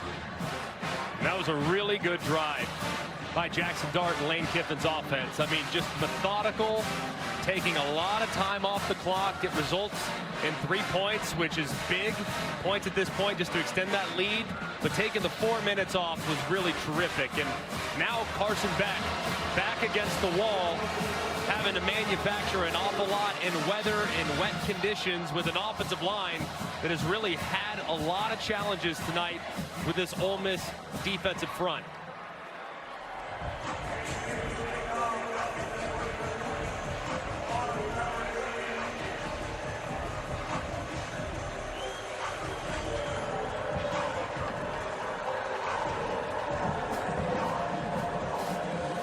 So now needing a big return, and they have Trevor Etienne back there instead of Cash Jones. Michael Jackson III is also back there, transfer for USC, who hasn't played much. think Caden Davis would just try to bomb it for another touchback, and he does. Make them go the 75 yards against this outstanding Ole Miss defense. They've been tenacious all night. A little earlier in the third quarter, they forced the fumble that really kills a drive for Georgia. And then a little later, 4th and 10. Ivy at 6'6", drops back underneath. Knows he can't get home with the pass rush. Goes skyward, tips the ball, and it ends up in John Saunders' hands a little while later. Just a terrific second half performance, and really the whole game. But now they can put this thing on ice. And their two pass rushers, Suntaran Perkins and number 1, Princely Umanmiele, number 4 at the bottom and number 1 at the top. They can end this game with a sack. And Arian Smith lost the ball. They're ruling it an incomplete pass. And Georgia's come apart. Their last 2 possessions ended in turnovers, and they took more than 12 minutes off the clock on those 2 drives. And no gloves, as you can see from Arian Smith, because of just how wet it is. They take the gloves off, hands a little better, but clearly the ball slick, affecting how well they can reel it in. And they getting it out quick like that goes to show you how much they respect this pass rush.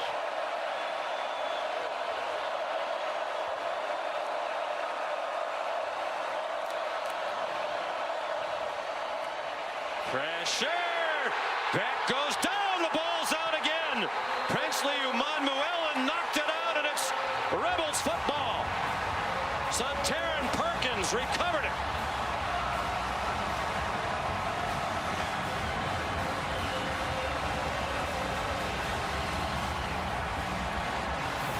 This is why pass rushers get paid the big bucks in the NFL, because they end games. And that's exactly what Princely Umanmiele does right here. He's been absolutely working the left side all night long. Ernest Green has no chance there as Umanmiele strips Carson Beck. And then the other edge rusher, Suntaran Perkins, is there to recover the fumble.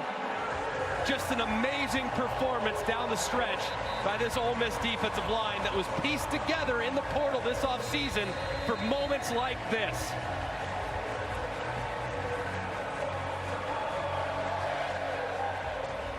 Third consecutive turnover to end a Georgia drive. They didn't commit a turnover in the first 3 games. In those 3, Beck threw 7 touchdown passes without a pick.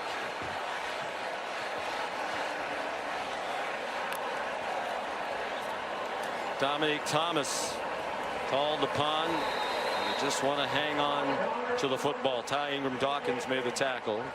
So difficult to beat the Georgia Bulldogs. They are so good. But if you look at their last 5 losses dating back to 2020, they were -10 in the turnover margin. That's usually what gets you beat. And then when you have a talent advantage over just about everybody you play, you almost have to kind of screw it up to allow other teams to be in it. And that's been a huge story tonight. Now Ole Miss deserves all the credit in the world, stripping the ball and playing the way they've played. But man, the big turnovers by Georgia has them in this massive hole. They're out of timeouts. They'll get the 2-minute stoppage. Thomas stopped by C.J. Allen. They won't have to snap it again before the 2-minute stoppage. Lane Kiffin rebuilt his team after they got shelled. They won 11 games last year. They got hammered in Athens. He said, yeah, we had a good year. We won a lot of close games, but we knew we weren't good enough to compete with the Georgias of the world. Here, Georgia out of timeouts. Ole Miss 3rd down and 7 at the Bulldogs 16, leading by 15 points. Dominique Thomas.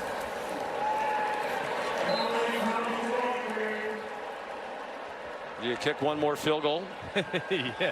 Yes, kick the field goal here, but I would obviously exhaust all the time off the clock as humanly possible. But a field goal here makes it a 18-point game and would essentially do it.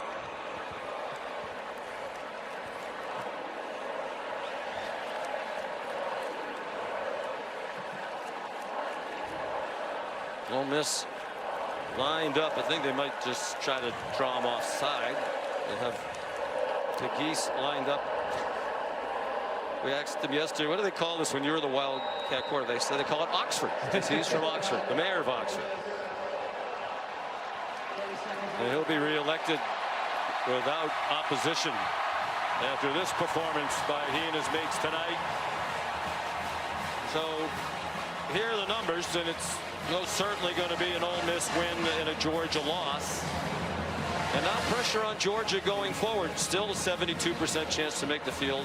This is their final road game of the season, but they have a big one on ABC next Saturday night between the hedges against Tennessee. And the picture brightens dramatically for Ole Miss, which is off next week, goes to Florida, and then finish the regular season with the Egg Bowl against Mississippi State here in Oxford. Yeah, I think Ole Miss is in a great spot, especially with the chaos that's likely going to happen here in the Big Ten. I don't think Penn State is immune to losing another one. Indiana right now in a dogfight against Michigan, and they still have to go to Ohio State next week. So Ole Miss, they might need a little help, but they're in a really good spot after this victory. Very little doubt about the outcome. This would definitely seal it. Make it a 3-score game, and Davis, career 5 made field goals. He made 4 at LSU in their loss earlier this season. The school record is 6 by Jonathan Nichols. So he's going to come up 1 shy of that. 1:11 to go. Ole Miss leading 28-10. What a transformation, too. And Lane Kiffin deserves so much credit, recognizing where they were flawed and what they needed to do to get up to the level of playing against the Alabamas and the Georgias of the world by reinforcing their offensive and defensive lines and committing to being more balanced as opposed to just winning track meets and winning games. Now their defense can win them games, and they did so tonight with a tremendous 10-point affair. You know who else deserves a lot of credit? The people who gave money to the Grove Initiative, because it cost a lot of money, reportedly about $10 million in NIL to put this team together. Scoreboard and the PA announcer have been asking the fans to stay off the field. That's not going to happen. It's going to be the highest ranked home win in school history. Caden Davis, what a night he's had.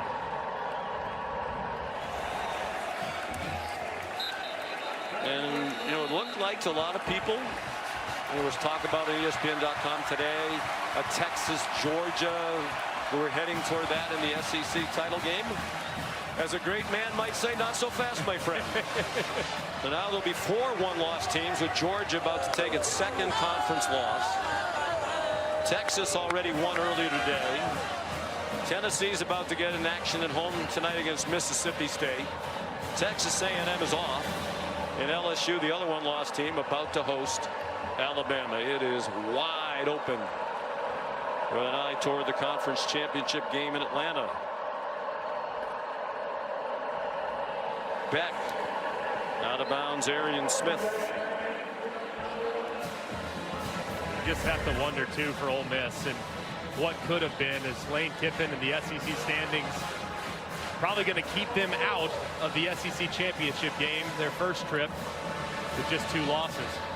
But Georgia, with their 2nd loss, that SEC title game is going to get real crazy here down the stretch.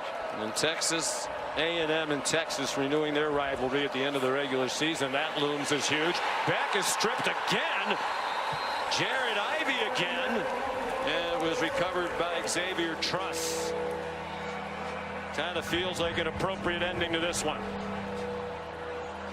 Just a relentless pursuit of Carson Beck all night long. And the offensive line now for Georgia, long considered a massive strength.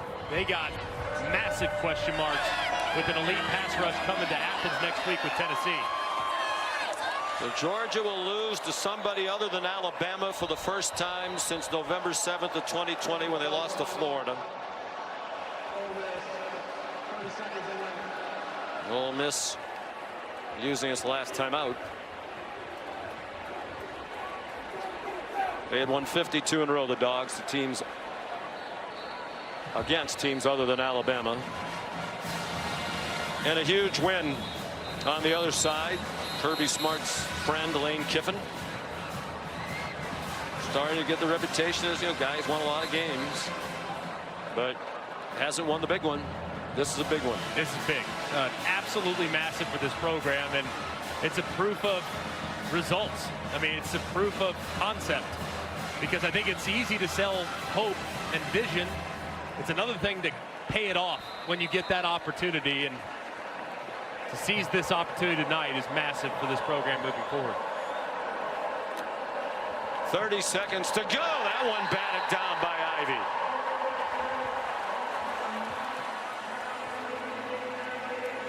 And we talk now about, the picture nowhere near as bright for Georgia going forward. Their game next week is huge. Carson Beck in this offense needs to get better. Yeah, they got major problems. And it's not just, everyone's talked about Carson Beck's interceptions, but they need to look at the receiver play and the drops and the inconsistencies with routes and the inability to separate downfield. And then, to make matters worse, the inconsistencies on the offensive line. Because if you can't block people in this league, you got major issues. I would argue with that a little bit. I mean, it got ugly here late, but they came into tonight having given up 10 sacks all year. Beck was pressured only 20% of his dropbacks all year entering tonight, the third lowest in the country. So,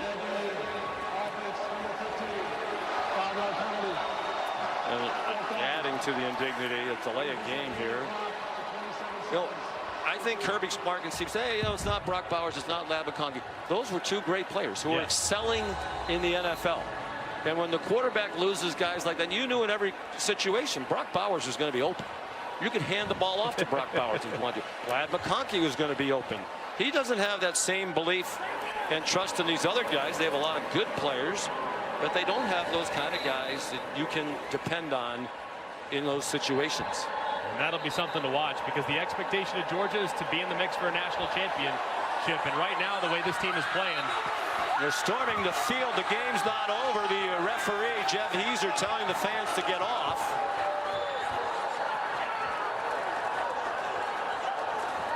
So Kirby Smart will not be vacationing in Oxford. Lane Kiffin not happy about this development. Kirby's first career loss back in 2016. Georgia's last trip to Ole Miss was here. And it was and remains the biggest loss of his career. And now they lose to Ole Miss for just the second time in the last 13 meetings, both here in Oxford. And they're trying to get the fans off the field.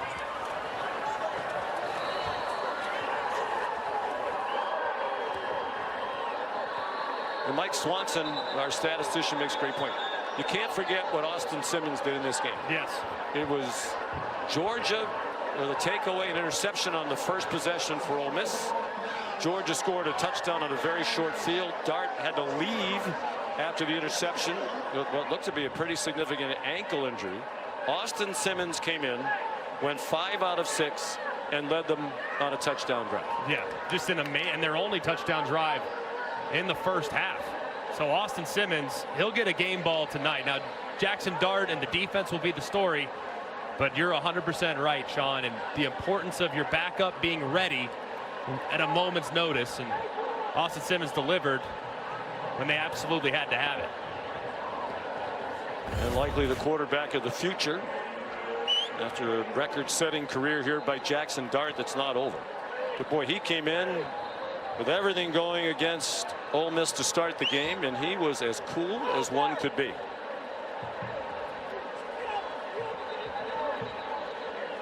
And credit Charlie Weiss Jr., coaches the quarterbacks. He looked very well coached, very poised, very able to handle the tempo, because they didn't slow down even with the backup quarterback in the game. Charlie Weiss Jr. got some criticism. They went a little bit of a lull on offense, did Ole Miss. They had 4 straight games. They didn't score more than 27 points for the 63 last week. And this is one of the great offenses in college football, now coupled with a great defense. And they're still alive with an eye toward the college football playoff. Lane Kiffin has his biggest win. Ole Miss has its first home win against an AP top 2 team ever, and just their second all-time in 26 games against the top 2, home or away. And right now Lane just wants to get off the field.